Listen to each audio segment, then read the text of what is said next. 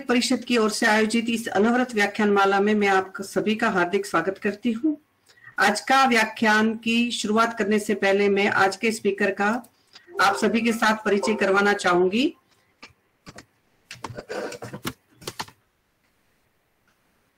आज के स्पीकर का नाम है डॉक्टर मंजूषा करकरे। आपने ग्रेजुएशन आर्य पोद्दार कॉलेज मुंबई 1994 में कंप्लीट किया और आपने IPGTN RA जामनगर, जो वर्तमान समय में ITRA अभी हम सब जानते हैं, national institute of national importance में भी उनका एक ओहदा बढ़ गया है। तो वहां से आपने MD 1993 में किया और अभी आप वर्तमान समय में professor in the department of प्रसूति तंत्र एवं स्त्री रोग at the Parul institute of Ayurveda में अभी वर्तमान समय में आप कार्यरत है।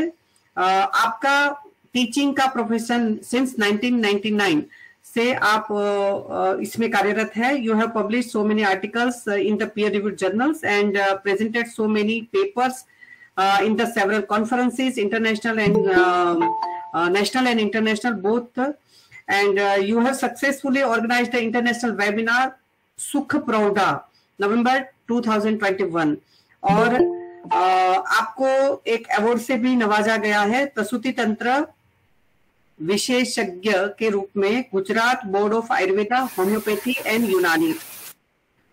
आपने इंटरनेशनल स्टूडेंट्स की ट्रेनिंग के लिए भी बहुत अच्छा काम किया है। The international academy of the Ayurveda Jerusalem to teach the browsing campus में भी आपने अपनी सेवाएं दे रखी है और आपने बहुत सारे अन्य आपकी जो विशेषता है उसके साथ साथ जो मुझे दो बहुत अच्छी लगी कि you are also yoga, you have also studied the yoga in the Yog Vidya Niketan Mumbai and you have also given a training courses to the teachers also.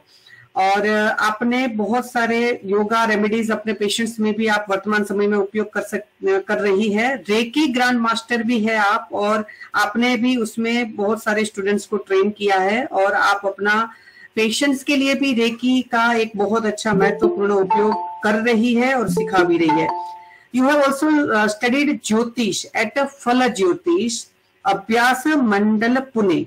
ये भी एक बहुत अच्छा है। मैं कई बार सोचती हूँ कि मैंने अपने गुरुजनों से सुना था कि जामनगर में ऐसे फल ज्योतिष रहता था और विभाग रहता था और वहां उसकी सहायता ली जाती थी और वर्तमान समय में हमारा राष्ट्रीय आयुर्वेद संस्थान भी इसी तरीके से काम करने में जुड़ा हुआ है और उसका प्रोजेक्ट तैयार है और डॉक्टर भुवनेश जी शर्मा उसमें अपनी सतत सेवाएं दे रहे हैं और आगे बिल्कुल बहुत अच्छा वो डेवलप हो जाएगा।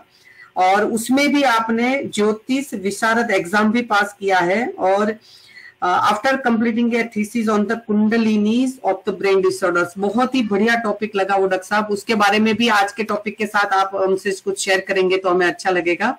आज के टॉपिक के लिए मैं आपको सादर आमंत्रित करती हूँ, आपका हार्दिक स्वागत करती हूँ। Over to you doctor Manjusha.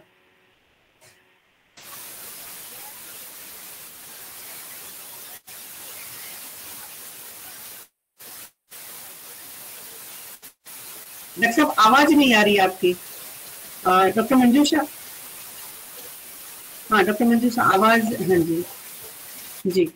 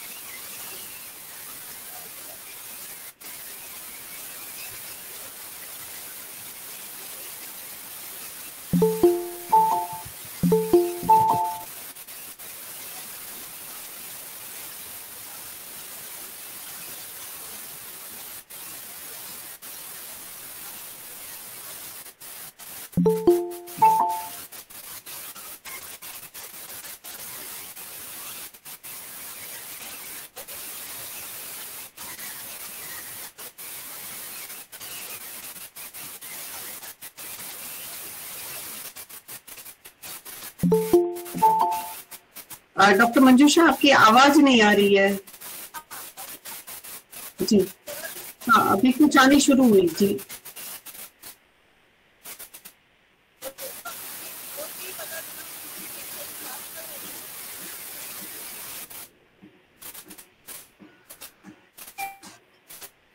Ji doctor साहब।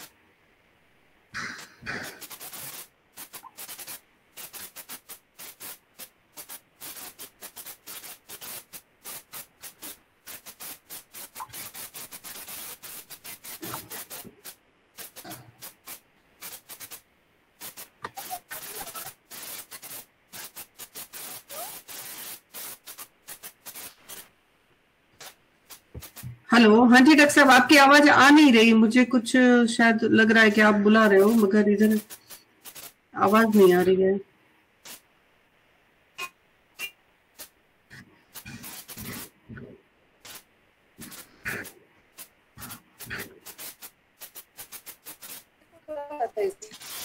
हाँ अब आ रही है, अब आई डॉक्टर साहब। हाँ जी।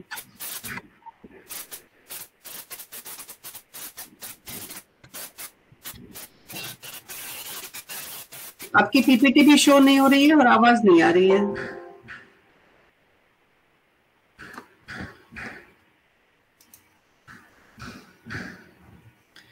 थोड़ा व्यवधान के लिए मैं क्षमा चाहती हूँ। आज हमारे साथ डॉक्टर मीनाक्षी जी भी जुड़े हुए हैं। मैं डॉक्टर मीनाक्षी जी से एक बार निवेदन करूंगी कि डॉक्टर साहब आप कुछ विषय रखें, मैं एक बार डॉक्टर मंजू साहब से बात कर लेती हूँ तब तक। डॉक्टर मीनाक्षी जी जी जी जी जी मैम। सभी को सादर प्रणाम। जी जी जी, धन्यवाद जी, धन्यवाद। और जैसा आज का विषय है जिसपे मंजूषा मैडम अपने विचार रखेंगी, और उसके पहले वो विचार रखें और हम कुछ वेग विधारण को लेके बात करते हैं। तो वेग विधारण को लेके यदि हम बात करें आज की डेट में, तो वेग विधारण को जो हमारे यहाँ आयुर्वेद में बेसिकली जो है, जैसा हम सभी जानते हैं कि बेसिकली वेग विधारण को तो आचार्य चरक ने सभी संपूर्ण रोगों का एक तरीके से कारण उन्होंने बता रखा है। और वेग विधारण आज की डेट में हम बहुत नेग्लेक्टेड टॉपिक लेके चलते हैं, लेकिन यदि हम थोड़ी डीप स्टडी करें तो विभिन्न प्रकार के रोगों में जितने भी रोग हैं हम देखेंगे कि हर एक रोगों के निदान में हेतु में आप देखें तो वेग संधारण एक मुख्य निदान के तौर पे उभर के आता है। जैसा मैडम का टॉपिक है, मैडम को शायद है मंजूषा मैडम, वो इससे संबंधित बात करेंगी। लेकिन हम चूंकि संहिता सिद्धांत के विद्यार्थी हैं तो हम संहिता सिद्धांत को लेके बात करेंगे। तो वेग विधारण को बेसिकली लेके कुछ अपनी बातें हम रखेंगे। डॉक्टर मंजूषा एक मिनट, मीनाक्षी मैम शायद वो है ना, वॉइस चेक कर ले डॉक्टर साहब। जी मंजूषा जी, वो एक बार आप है ना अनम्यूट कर लीजिए और वीडियो बंद कर दीजिए, हो सकता है उसके बाद अपना ठीक चले, है ना। हाँ जी, हाँ बहुत ही स्लो है। अभी जो हमने चेक किया था ना तब तो सही आ गई थी डॉक्टर साहब, अभी थोड़ा सा वॉइस में क्लियर नहीं है। हाँ आ रही है ऐसे तो आवाज। बोलिए एक बार फिर से बोलिए। हाँ जी, बहुत ही ज्यादा धीमी है डॉक्टर साहब।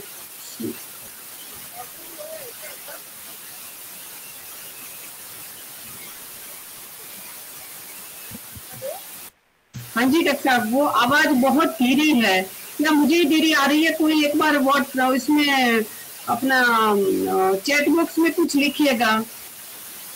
डॉक्टर सांत्वना जी कोई लिखिएगा। हाँ जी,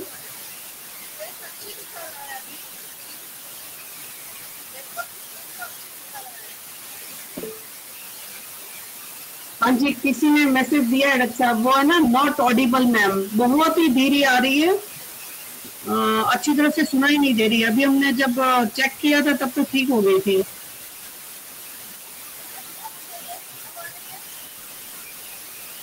नहीं आ रही है डॉक्टर साहब, फिर से कुछ बोलिए। So I'm starting with the today's topic, that is anemia in pregnancy.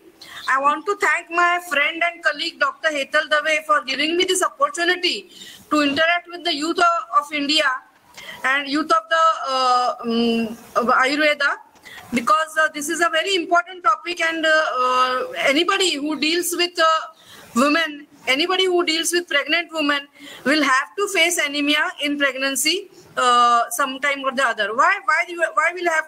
Is it clear? That slide is clear है? जी डॉक्टर साहब, हाँ जी डॉक्टर साहब, बिल्कुल पूरी दिखती है ना? हाँ जी, हाँ जी, दिख रही है। जी जी जी जी। ओके, सो अनीमिया या गर्भिणी पांडु जिसे हम कहते हैं, it is the commonest disorder in pregnancy. Pregnancy से रिलेटेड गर्भिणी के व्यापक बहुत सारे हैं, आयुर्वेद में भी बताए हैं, मॉडर्न में की तो उनमें बहुत विस्तार से उसका वर्णन मिलता है, पर सबसे कॉमन में दिखने वाली जो डिसऑर्डर है वो अनीमिया इन प्रेगनेंसी है। वैसे भी लेडीज में because of the monthly loss of blood anaemia होने के चांसेस ज्यादा रहते हैं, रैम्पेंट रहता है एनीमिया, और उसमें अगर ये प्रेगनेंसी रिलेटेड एनीमिया उनमें हो जाता है तो बहुत सारे प्रॉब्लम्स को उनको फेस करना पड़ता है, नहीं उन्हें पर बल्कि उन्हें उनसे डील करने वाले जो डॉक्टर्स हैं उन्हें भी बहुत प्रॉब्लम डील करने पड़ते हैं। तो 18 to 20% वुमेन रहते हैं डेवलप्ड कंट्रीज में जो एनीमिक हो, लेकिन डेवलपिंग कंट्रीज जिसमें इंडिया आता है उसमें लगभग 40 से 75% लोग लेडीज ये एनीमिक रहते हैं। इससे क्या होता है कि इससे with pregnancy, if anemia is associated, it leads to a lot of high maternal fetal mortality and morbidity. Pregnancy puts an additional load on the woman, and this load she is not able to bear if she is anemic. Now let us see what is anemia defined as. It is defined as a condition in which the number of the RBCs or their oxygen carrying capacity is insufficient to meet the physiological needs of the individual. जिस आदमी की जो कोई भी जरूरत हो, किसी भी आदमी की ऑक्सीजन की जितनी जरूरत हो, वो अगर उसका ब्लड पूरा नहीं कर पाता है, हाँ, because of the lack of RBCs और because of the inadequate oxygen carrying capacity of that woman, then that condition is called as the anaemia by World Health Organization. Okay, is it clear? तो जो रक्त धातु है वो अपना कार्य पूरी तरीके से नहीं कर पाता। जो आदमी है, that person who is not able to satisfy the oxygen requirement of that person, then such a condition is called as the anemia। Ayurveda में इसे पांडु कहा जाता है, पांडु कहा जाता है, पैदर आ जाता है, पैदर को लेकर पांडु हो गया।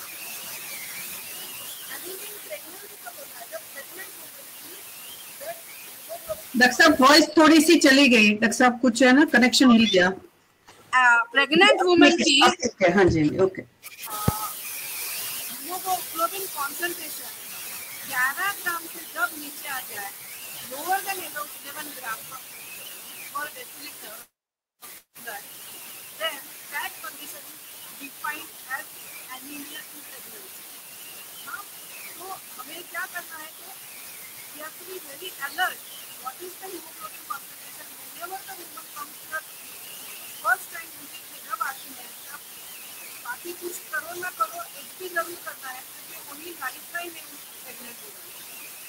ओके, तो 11 ग्राम से कम अगर आपको दिखेगा तो 6 ग्राम में 7 ग्राम नहीं है, तो क्या है, पेशेंट करते करते आती है, सब घर का काम कर लेती है, आपके सामने बैठती है, और डॉक्टर साहब, हाँ डॉक्टर मंजूषा, थोड़ा आवाज है ना फिर से वो डिस्टरबेंस की साइड ज्यादा चला गया डॉक्टर साहब। देखिएगा। आप बोलिए थोड़ा सा। हेलो। हाँ अब ठीक है डॉक्टर साहब, हाँ जी। तो हीमोग्लोबिन की कॉन्सेप्ट, वो लेडी बिल्कुल ही अच्छी लगेगी आपको। She will be fine, she will come walking into the OPD, she will sit, she will talk in front of you, she will say I am doing my daily course, घर का सब कामकाज कर रही है। पर आप देखने को जाओगे तो पेन रहेगी और हाफती रहेगी, भले ही वो करेगी काम सब, but when you see that patient you will notice the pallor and you will notice that she is breathing heavily. हाँ, तो वो डिज्नी ऑन एक्सर्शन की जो साइन है वो उसमें आपको दिखेगी। तो भले ही वो काम करती रहे, उसकी बॉडी ने उस लो लेवल ऑफ एचबी को एडजस्ट कर लिया है, इसलिए धीरे धीरे धीरे स्लो पॉइजन कैसे होता है, शरीर में धीमे धीमे जो जहर घूमते रहता है तो शरीर उसको एकस्टम हो जाता है, जैसे आम विष है। But sudden loss of blood नहीं हुआ है, पर ये धीरे धीरे घटने वाला जो हीमोग्लोबिन है उसको शरीर एडजस्ट करते जाता है, करते जाता है, करते जाता है, इसलिए उसका कुछ ड्रास्टिक इफेक्ट वहां दिखता नहीं है। पर इसके पोटेंशियल बहुत ही हैजार्ड्स है, इसके लिए हमें ऑब्स्टेट्रिशियन को भी इसके बारे में और अगवा रहना चाहिए, अलर्ट रहना चाहिए। And we should also alert the patient regarding the seriousness of the issue. So how is the RBC formed? In the adult, erythropoiesis कहाँ होता है? तो बोन मैरो में होता है। कौन से सेल्स के स्टेजेस में जाता है ये? प्रोनॉर्मोब्लास्ट, नॉर्मोब्लास्ट, रेटिकुलोसाइट्स और उसमें से फिर न्यूक्लियस चला जाता है और मैच्योर एरिथ्रोसाइट बनते हैं। एक आरबीसी की लाइफ स्पैन कितनी है? 120 डेज की आरबीसी की लाइफ स्पैन है, जिसके बाद वो डीजनरेट हो जाता है, ब्रोकन डाउन होता है और उसका जो हीमोग्लोबिन है is getting converted, broken into haemoglobin and biopigment. The biopigment is excreted through the urine and the food and haemoglobin again recirculated to form the haemoglobin. तो ये आरबीसी का लाइफस्पैन है, 120 दिन लगते हैं एक आरबीसी को आकर के फिर डिस्कनेक्ट। तो इसी that is the reason why हम जब ग्लाइकेटेड हीमोग्लोबिन डायबिटिक मदर्स में देखते हैं तो हम 3 महीने के बाद का हीमोग्लोबिन, ग्लाइकेटेड हीमोग्लोबिन देखते हैं। ओके, तो that is the glycaemic control over 3 months। तो that is the significance of the 120 days. RBC से रिलेटेड हमें सबसे इम्पोर्टेंट फाइंडिंग्स क्या मिलते हैं ब्लड में? तो हीमेटोक्रिट वैल्यू, या जिसे हम पैक्ड सेल वॉल्यूम भी कहते हैं। What is the haematocrit? It is the volume of the packed RBC in 100 pieces of the blood. तो ज़्यादा इस 100 pieces के ब्लड में कितने भी आरबीसी भरे पड़े हैं तो हीमेटोक्रिट हमें बताता है। और कितना होना है? 42% तक हमें नॉर्मल रहता है। इससे अगर कम होने लगे तो दैट मींस ब्लड इज हाँ डॉक्टर मंजूषा, आवाज फिर से है ना वॉल्यूम में थोड़ा लो हो जाता है और डिस्टर्बेंस आवाज की ज्यादा आ रही है डॉक्टर साहब। अच्छा, हाँ अभी आ रही है? नहीं, वो पीछे की डिस्टर्बेंस है कुछ ज्यादा ना, और आपकी आवाज नहीं आ रही है ठीक से। हाँ जी, डिस्टर्बेंस कुछ भी नहीं है। अच्छा जी, वो बीच में तो एडजस्ट हो जाती है, फिर इसलिए मैंने कहा नहीं, थोड़ा सा एक बार करके देखिए, फिर से बोलिए थोड़ा सा। हेलो, हाँ जी अब ठीक है डॉक्टर साहब। हाँ जी, हाँ जी, हाँ जी। तो बाकी की जो रेटिकुलोसाइट्स है वो अगर ब्लड में आने लगते हैं, जो कि नॉर्मल एरिथ्रोब्लास्ट से पहले वाली स्टेज है, तो उसका मतलब क्या है कि the marrow is becoming over active to supply the blood. Demand इतनी है कि फटाफट मैरो निकाल रहा है और रेटिकुलोसाइट्स भी ब्लड में डाल रहा है मैच्योर होने के पहले। तो रेटिकुलोसाइटोसिस, जिसमें आरबीसी नॉर्मली 0 to 2% तक रहता है, वो अगर ज़्यादा बढ़ जाता है तो हीमोलाइटिक एनीमिया का ये लक्षण माना जाता है। नॉर्मल ब्लड स्टैंडर्ड में अगर हम देखने जाए तो आरबीसी का काउंट कितना है? तो 4.5 मिलियन कितने आरबीसी ब्लड में रहते हैं and they will take care of the oxygenation of the tissue. Ladies में नॉर्मल एचबी 12 to 14 ग्राम तक रहते हैं और 10 to 12 ग्राम हम फिजियोलॉजिकल एनीमिया के हिसाब से हम इसे कंसिडर करते हैं, जिससे हम अब देखने जा रहे हैं कि फिजियोलॉजिकल एनीमिया क्यों होता है प्रेगनेंसी। अभी प्रेगनेंसी में क्या हो रहा है?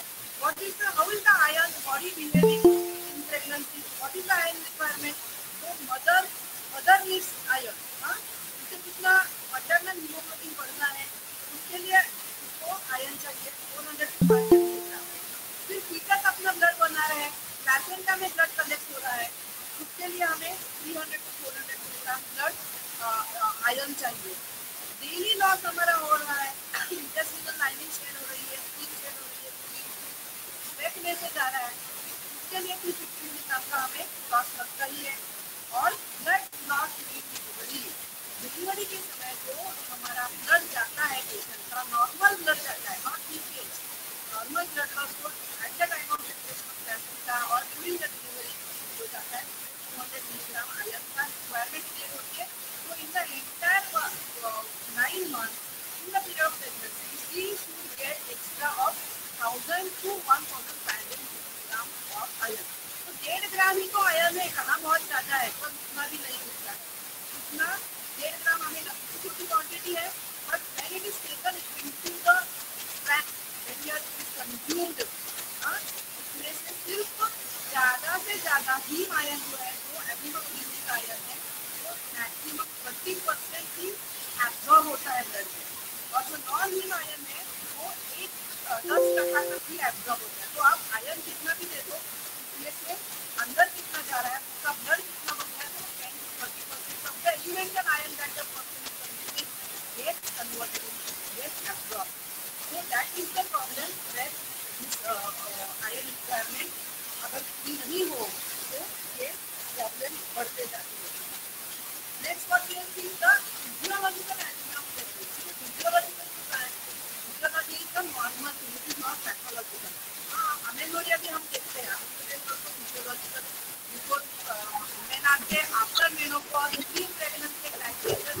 हाँ डॉक्टर मंजूषा, सॉरी डॉक्टर मंजूषा, हाँ ये है ना, जहाँ से आपने ईयरफोन लैपटॉप में लगाया है ना, वो जगह एक बार फिर से प्लग करके देखिए, अनप्लग करके, वो है ना डिस्टर्बेंस है जाए। अभी मैं लैपटॉप पे ईयरफोन लगाया ही नहीं है।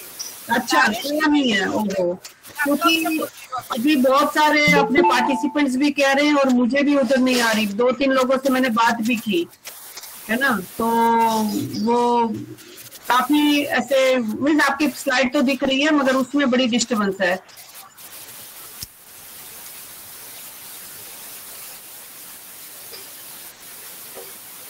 हेलो, हाँ जी, हाँ जी, जी डॉक्टर साहब, हेलो, हाँ जी, एक बार बोलिए, आप बड़ा सेंटेंस बोलिए। हाँ जी, आ रही है आवाज? हाँ जी, ठीक है अभी? हाँ अभी आ रही है, ठीक है जी। आई डोंट नो, क्योंकि ये तो अच्छा है पूरा, जी जी नेटवर्क भी अच्छा है, सब ठीक है। हाँ जी, ओके, हाँ। दूसरी पता नहीं डिस्टर्बेंस आ रही थी। जी जी जी, अब प्रेगनेंसी क्या होता है वो हम देखने जाएंगे। फिजियोलॉजी किसे कहते हैं? Which is the normal thing which is happening as a nature, natural thing होती है वो फिजियोलॉजिकल एनीमिया है। क्यों हो रहा है फिजियोलॉजिकल एनीमिया? तो during pregnancy the plasma volume expand, रस धातु बढ़ जाती है, तो रसक प्रसादो मधुर, ये स्तन्य की निर्मित होनी है, गर्भ का पोषण करना है, तो द रस धातु इज इंक्रीजिंग, और वो रस धातु बढ़ने से ब्लड का वॉल्यूम एक्सपैंड हो जाता है, कितना 40 to 50% इंक्रीज होता है। And when it is starting, so it starts by the 12 to 13 weeks of pregnancy and it happens maximum कब होता है? आ रहे हैं ना, आवाज आ रही है ना? Just tell me if it is not there, I'll try to change। हाँ जी, हाँ जी, अब ठीक है, बस डिस्टर्बेंस तो है मगर फिर भी सुनाई तो दे रहा है आवाज। Just change the earphone and take once। हाँ जी,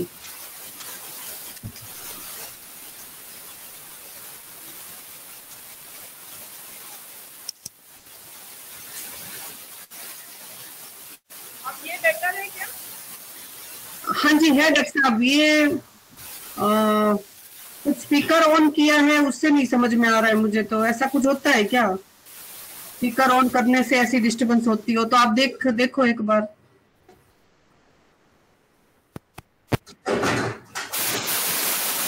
हेलो हेलो, अभी डिस्टर्बेंस बढ़ गई, अभी आपने जो किया ना उससे। अभी आवाज में अभी बोल रही हूँ, उसमें कैसा आ रहा है? नहीं नहीं, वो डिस्टर्बेंस पीछे की डिस्टर्बेंस ज्यादा है डॉक्टर साहब।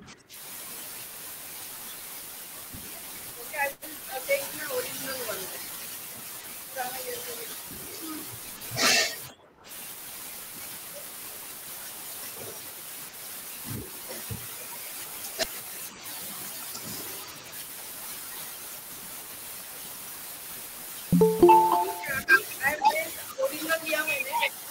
जी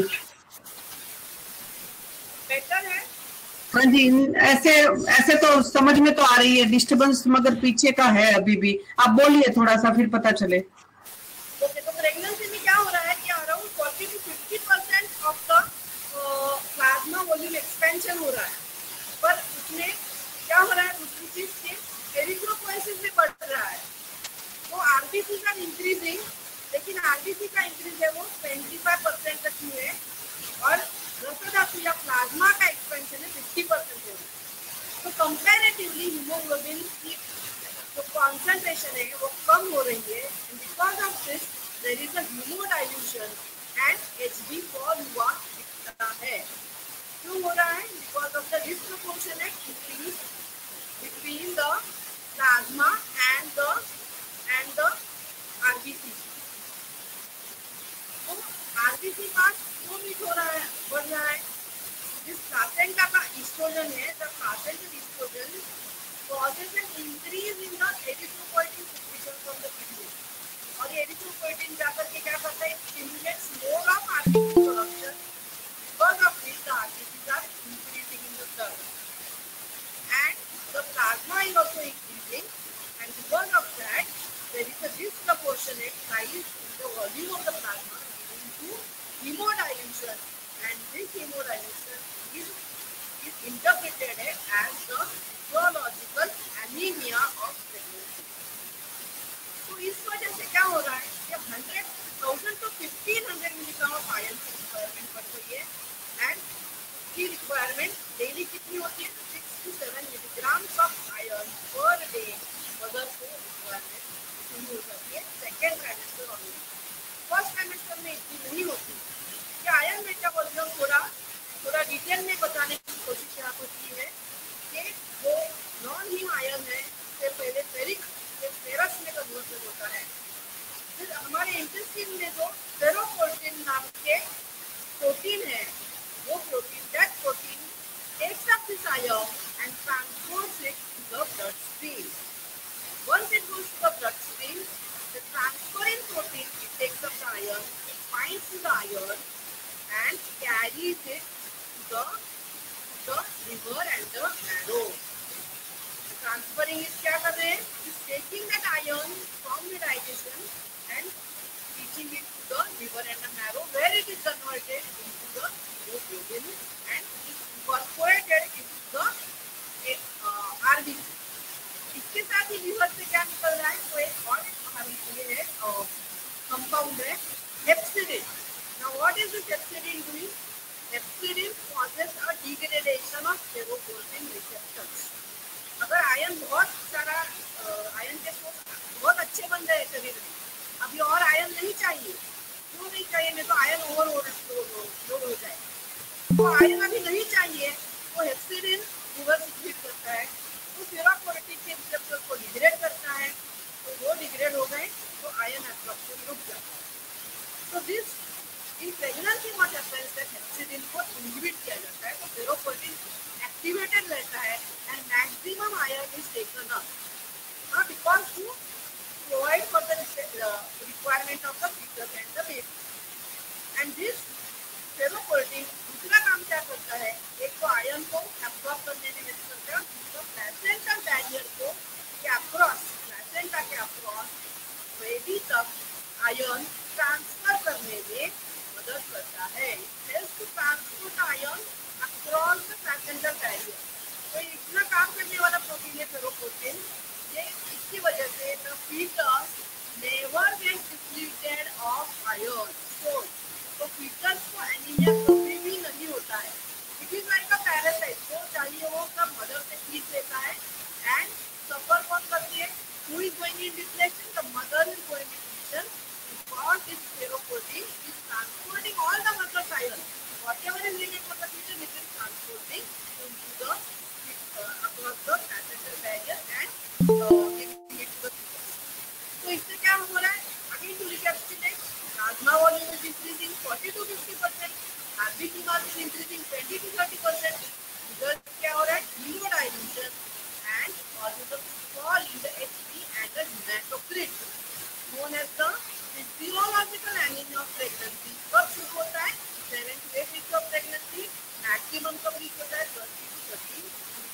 प्रेगनेंसी। अब इसलिए जो है कोई भी लेडी अगर प्रेग्नेंट होने के पहले ही आयरन डेफिशिएंट है, आयरन को उसके शरीर में नहीं है, तो क्या होगा, शी विल, इसका ये जो इंक्रीजिंग डिमांड है वो पूरा नहीं कर पाएगी।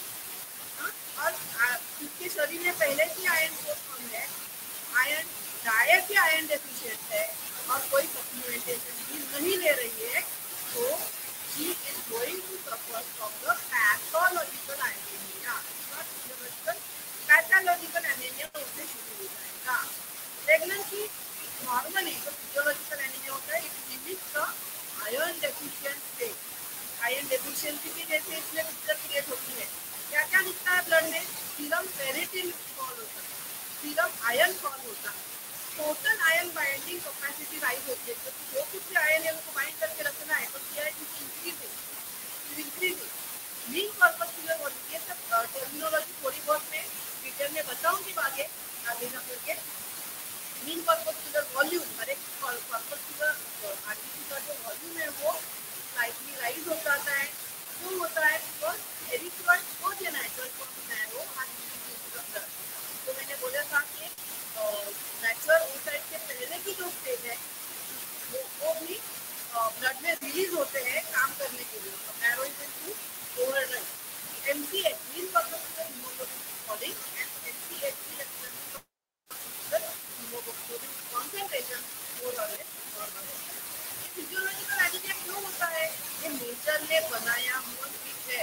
Nature try to protect the human body. हम जो है ऐसे लोग के जो ह्यूमन को अपनी बॉडी को दुरुपयोग करते हैं, एब्यूज करते हैं, क्योंकि हम समय से पहले अकाल में हमारी शरीर को बर्बाद कर देते हैं। तो नेचर जो कोई भी चैलेंजेस सामने आते हैं उसके लिए अडेप्ट करने के लिए मैक्सिमम कोशिश करते रहते हैं। तो उसी मैकेनिज्म का एक भाग है ये फिजियोलॉजिकल एनीमिया। रक्तचाप बढ़ रही है, रक्त क्यों बढ़ रहा है, इससे ब्लड की विस्कोसिटी कम हो जाती है। हम वी नो दैट मधुमेह शीत का द्रव प्राणायाम आहार ऊपर से जैसे बताया, तो द्रवता, आहार की द्रवता होने से रक्त द्रवता बनने वाली है। तो ये द्रवता कितनी इसेंशियल है हमारे प्रेगनेंट वुमन के शरीर के लिए। ये द्रवता बढ़ेगी तो विस्कोसिटी कम होगी, शरीर में सब जगह बराबर से फैलेगा ये ब्लड और प्लासेंटा से ट्रांसफ्यूज होकर के भी अंदर जाएगा। अगर बहुत घनत्व आ जाएगा रक्त में तो ये ट्रांसफ्यूज नहीं होगा, it will not spread adequately, will not perfuse in the expected quantity. So to meet the demands of the entire uterus, which is great and a greatly hypertrophied vascular system भी hypertrophy हो रही है। तो ये सब increasing demand है, तो बराबर से पूरा करने के लिए ब्लड वॉल्यूम को मेंटेन करने के लिए बढ़ रही है। इससे विस्कोसिटी कम रहती है तो परफ्यूजन बढ़ जाता है। फिर अगर सुपाइन हो जाती है, जब हम बोलते हैं सुपाइन हाइपोटेंशन बोलते हैं, तो वो होता है और द ब्लड का back flow to the heart रुक जाता है। अगर एक सुपाइन हो जाती है तो लाइविंग का प्रेशर आईवीज पे पड़ के द बैक फ्लो और the return of venous blood to the left ventricle region and results in the supine hypotension। तो उससे हाइपोटेंशन से मदर को बचाने के लिए भी ये प्लाज्मा वॉल्यूम एक्सपैंड होती है, ऑलमोस्ट 1 से 1.5 लीटर तक वॉल्यूम एक्सपैंड हो जाती है। And then lastly, when the mother is going to lose the blood during the delivery, there is no bloodless delivery. Blood is going to get lost at the time of delivery. So, जितना RBC का concentration कम होगा, उतना ही RBC loss कम होगा। इसलिए हीमोडाइल्यूशन के लिए अनेक फायदे हैं जो नेचर में मदर को प्रोटेक्ट करने के लिए भी ये हीमोडाइल्यूशन की प्रक्रिया शुरू करती है। Then I am coming to the iron metabolism। ये हमने देखा था अभी कि एनीमिया आएगा तो क्या होगा। एनीमिया से अगर मदर को नॉर्मल प्रेगनेंसी में भी लोड आने वाला है, इसलिए अगर एनीमिया के साथ तो और कॉम्प्लिकेशन आए, जैसे मल्टीपल प्रेगनेंसी हुई, ट्विन प्रेगनेंसी और डिमांड बढ़ गई, एंटीबायोटिक ह्यूमरेज हो गया, because of any reason abruption हुआ है, पैसेज है, इससे रोजो ब्लड लाइक टॉरेंशियल ब्लीडिंग शुरू हो गया, तो ये एनेमिक मदर क्या सह पाएगी ब्लीडिंग को? तो भाई नहीं सह पाएगी। और woman with entering pregnancy with 13 grams of HB as a baseline will tolerate all these insults better. ये एंटीबायोटिक न्यूरोलॉजी या प्री-एक्लेम्पसिया में वो चली जाती है, तो ये प्री-एक्लेम्पसिया भी मदर को कॉम्प्रोमाइज करने वाला है, and it's already anaemic, not be able to sustain herself and sustain the fetus in additional complications. PPH है, all these complications will act on my morbidity and mortality. Anemia is the biggest contributor, indirect contributor to act on my morbidity and mortality. So what is it? The main thing that we need to know that prevention is the key word. Improving the health and the socio-economic factors surrounding the adolescent. Educating the girls about the iron-rich diet.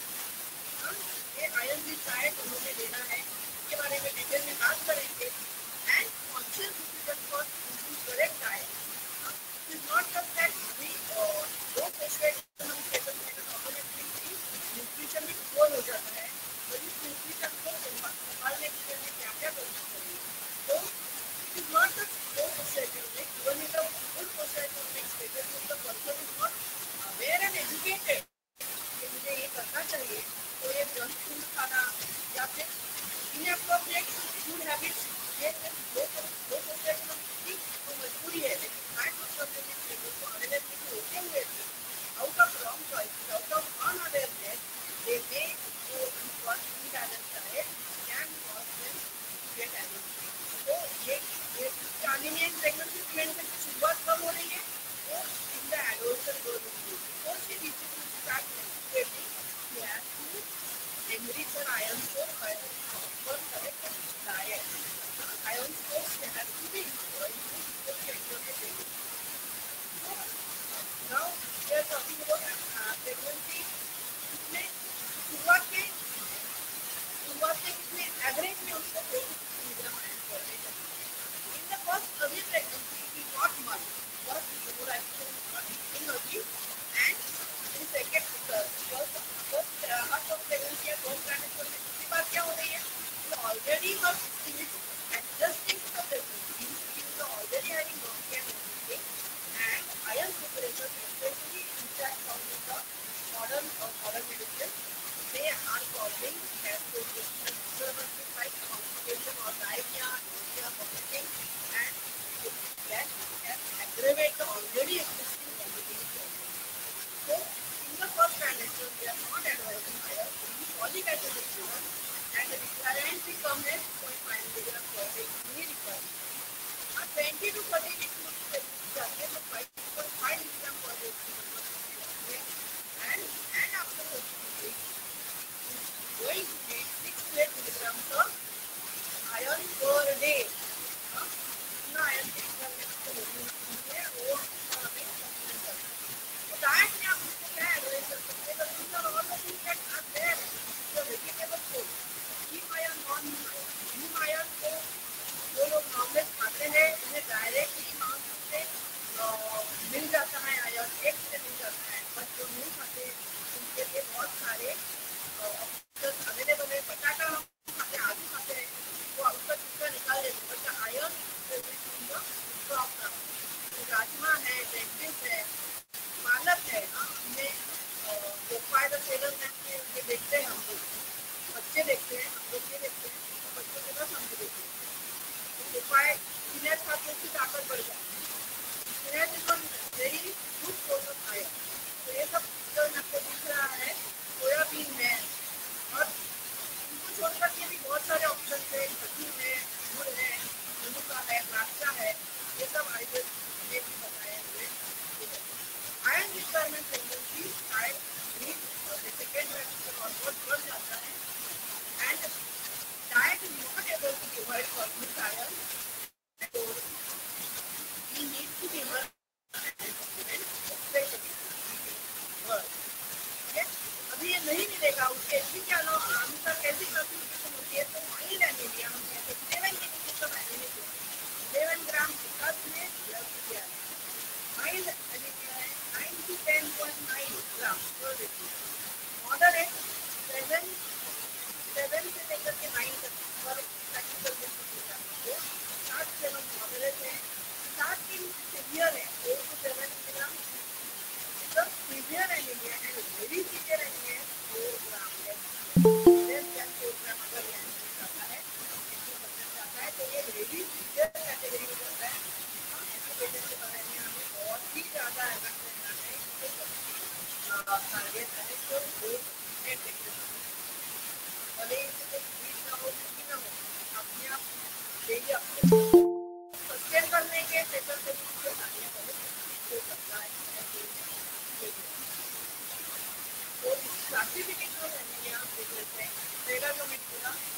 physiological anemia.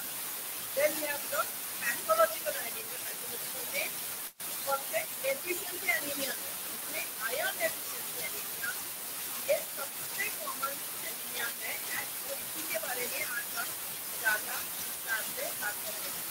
दूसरे जो है nutritional deficiency anaemia में folic acid deficiency है, vitamin B12 deficiency anaemia ये आ जाते हैं। फिर आता है अपना हीमोलाइटिक एनीमिया यानी एक्यूट फॉलोइंग एंटीबायोटिक और इसमें भी chronic haemorrhage.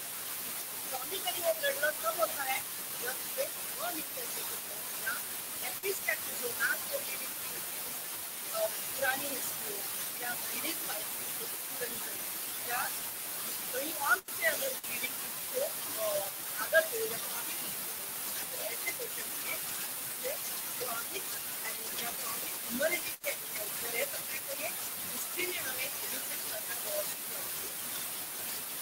Then you come to the hemolytic anemia. Hemolytic anemia है तो it may be familial also.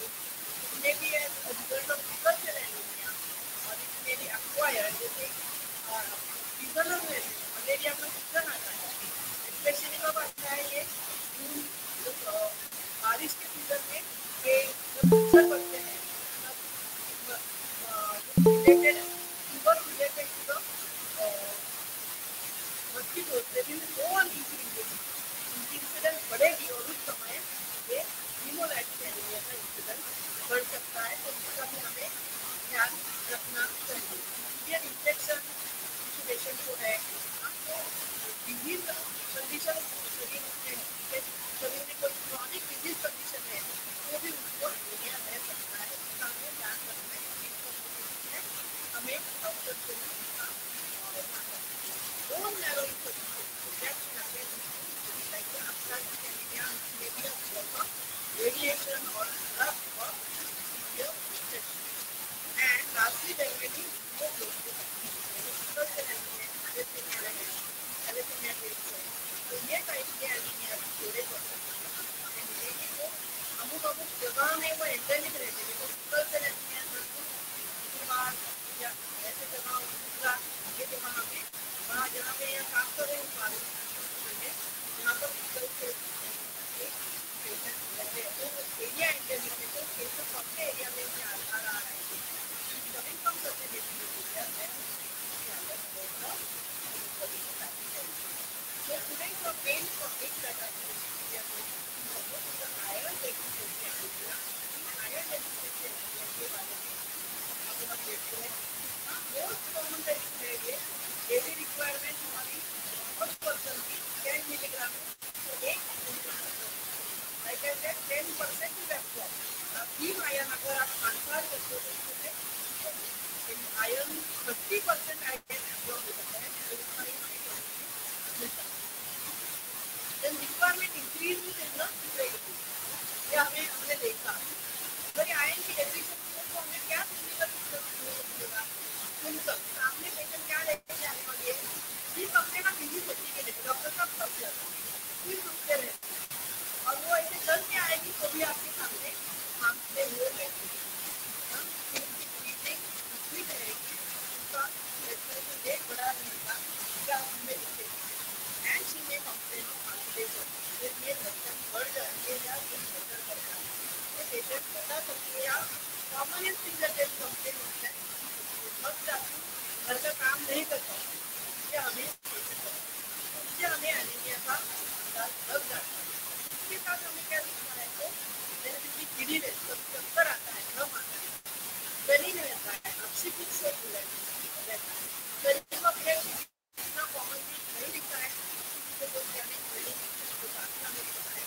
Hair loss रहेगा, फाइका यानी डिस्ट्रक्शन की इच्छा या डिस्ट्रक्शन का इच्छा आपके पेशेंट में डिस्ट्रक्शन जैसे कार्डियोमायोपाथी में बताया है और वो से फाइका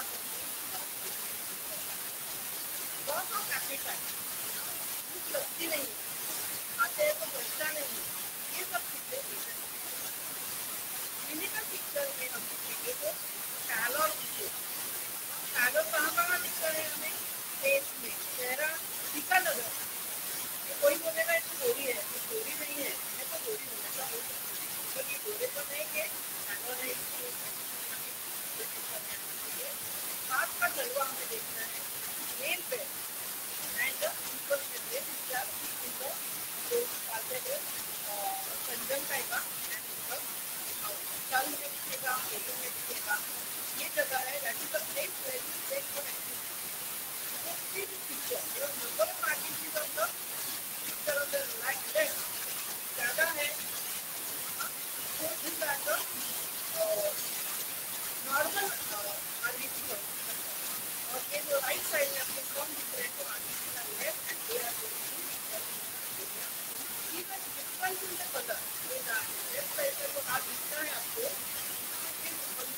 white or yellowish white.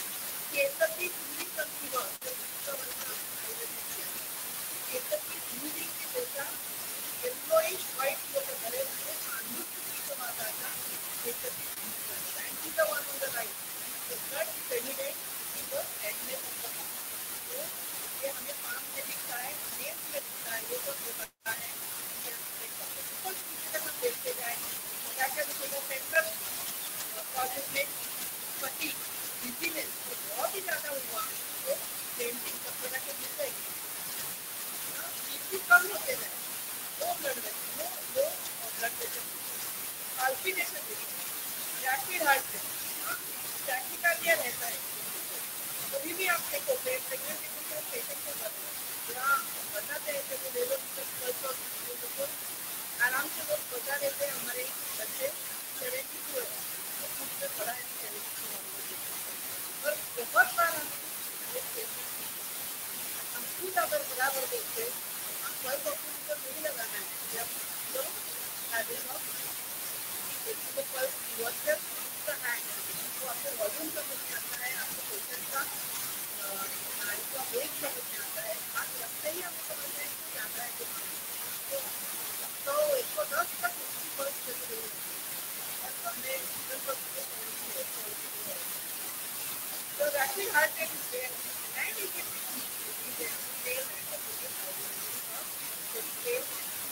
then heart attack really हो सकती है तीन enlargement हो सकता है then the muscular weakness is there shortness of breath digestive objects are there दूध वस्तु में आहार पचता नहीं है lethargy inability या disinterest वो physical भी हो सकता है mental भी हो सकता है so lack of interest all these are points क्यों होता है रिड्यूस इंटेक और इंटेक ही कम है डाइट में है पहले तो आयरन सोर्स है इंटेक में डाइट में नहीं जा रहा फिर उसके सप्लीमेंट भी नहीं दे तो वो कुछ नहीं दे रहे नहीं हो रहा है तो ये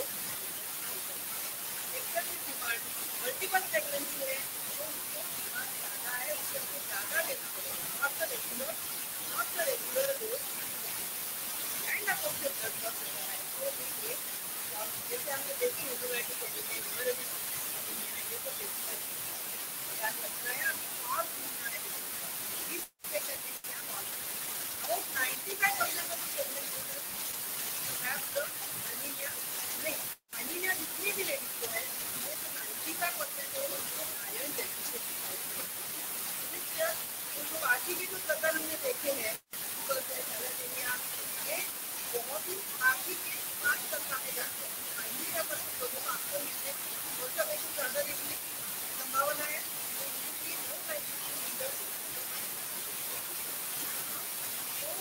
this we have to remember keep an alert and watch for this इससे मदर पर क्या होने वाला है अपडेट देखो watching for blood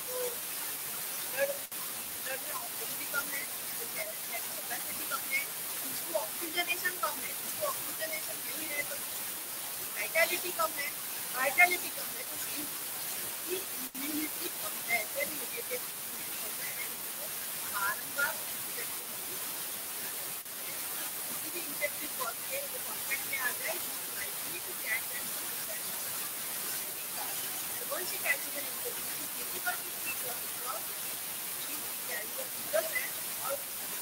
और कंडीशन में वो है तो ऐसे इंफेक्शन को ट्रीट करना नहीं if not going to be able to stand any complications like the radiation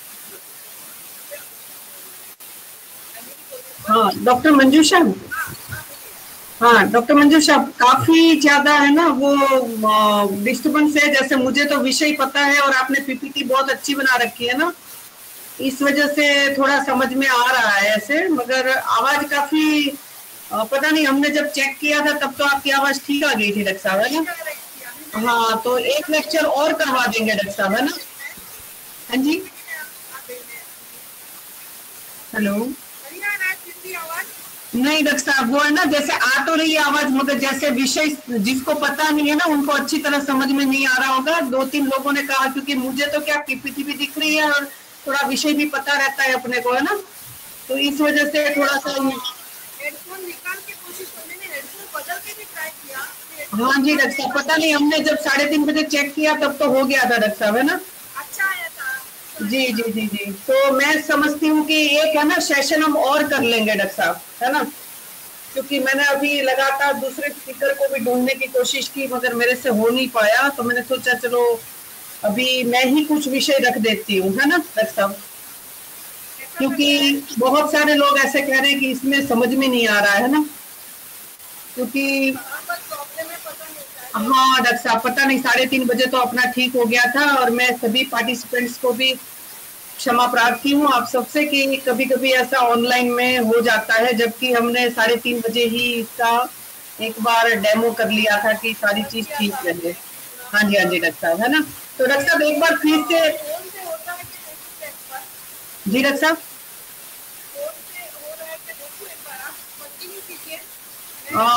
जी हाँ जी, फोन में करके देख लीजिए, इसको म्यूट कर दीजिए, तब तक मैं कुछ विषय रखती हूँ, है ना। जी जी जी जी, आप एक बार ये अपना माइक म्यूट कर लीजिए डॉक्टर साहब। हाँ जी, सभी से मैं क्षमा प्रार्थी हूँ, सभी पार्टिसिपेंट से, कि थोड़ा सा दिक्कत हो गई, है ना। 3:30 बजे हमारा ठीक रहा था, जैसे मैंने आपको बताया। मैं चाहती हूँ कि जो इसमें से कुछ स्टूडेंट्स है, कुछ प्रैक्टिशनर्स भी है, कोई एक क्वेश्चन पूछना है जो प्रैक्टिकली आपको परेशान करता हो, तो उसका मैं आंसर कर सकती हूँ। और मैं अभी कुछ शुरुआत करती हूँ, किसी को पूछना है तो चैट बॉक्स में भी पूछे या फिर अनम्यूट करके पूछ लीजिए, है ना। तो जैसे भी हमारे इस मंच का एक उद्देश्य है कि श्रेष्ठ वैद्यों को निर्माण करना, और श्रेष्ठ वैद्य निर्माण करने के लिए आवश्यक होता है क्लिनिकली, जब क्योंकि हमें बहुत सारी थ्योरी और ये सिद्धांत रूप में पता होता है, मगर हमें ये नहीं पता होता है कि उसको किस तरीके से हम अप्लाई फॉर्म में करेंगे। तो मैं आपके सामने एक छोटा सा विषय रखती हूँ, हो सकता है कि आपकी क्लिनिकल प्रैक्टिस में आपको बहुत अच्छी तरह से वो कहीं ना कहीं मददगार हो। अद्रव्यभूत चिकित्सा, है ना, कोई भी द्रव्य नहीं देना, फिर भी क्या हम आयुर्वेद के लोग किसी रोग को ठीक कर सकते हैं क्या? ऐसा मैं एक आपके सामने केस प्रेजेंटेशन अभी ऐसे ही वर्बली कर रही हूँ आपके सामने, और जो निश्चित रूप से आपका पथ प्रदर्शन करेगा और आपको अच्छा लगेगा उससे, और अप्लाई करने को भी आपको मन करेगा। तो इसमें सबसे बड़ी बात यह है कि भाई जैसे अद्रव्यभूत जब चिकित्सा करते हैं हम, कि भी कोई भी प्रकार का द्रव्य नहीं देना, तब हमें एक बार पेशेंट की साइकोलॉजी देखनी है, क्योंकि कुछ पेशेंट्स ऐसे होते हैं इस दुनिया में कि कुछ दवाई नहीं दी तो मैं ठीक नहीं हो सकती, ऐसा रखते हैं। मगर जो अच्छे पढ़े लिखे हैं, हाईली क्वालिफाइड है, जिसकी मेंटल आईक्यू है ना, मेंटल वेवलेंथ बहुत अच्छी है, वो लोग इन चीजों को समझते हैं और वो बहुत ज्यादा अप्रिशिएट करते हैं कि अच्छा बिना दवाई भी ठीक हो सकते हैं क्या। और मैंने इस तरीके से, मेरे पास एक पेशेंट आई और उसमें मैंने ये करके देखा कि जिसको पीएमएस था, प्री मेंस्ट्रुअल सिंड्रोम, और उसको मस्टाल्जिया, फ्लैटुलेंस, गिडीनेस, बॉडी एक, अनइजीनेस, मेंटल इरिटेशन, है ना, ऐसे बहुत सारी ऐसी चीजें होती थी कि जिसके कारण वो कई लगभग 2 साल से परेशान थी। और मैं जो जयपुर में अलग अलग कॉलेजेस में जब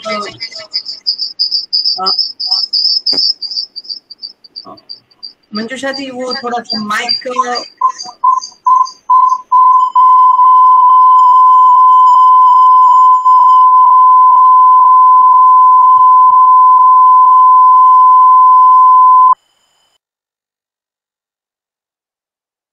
सॉरी। तो तब ये किसी कॉलेज में मुझे मिली थी और वहां उनसे हमारी बातचीत हुई थी। तो मैंने उसको कहा था कि भाई सबसे पहले तो उसको इसी में दुविधा थी कि करीब करीब 2 साल में उसने अलग अलग जगह पे मेडिसिन ली थी।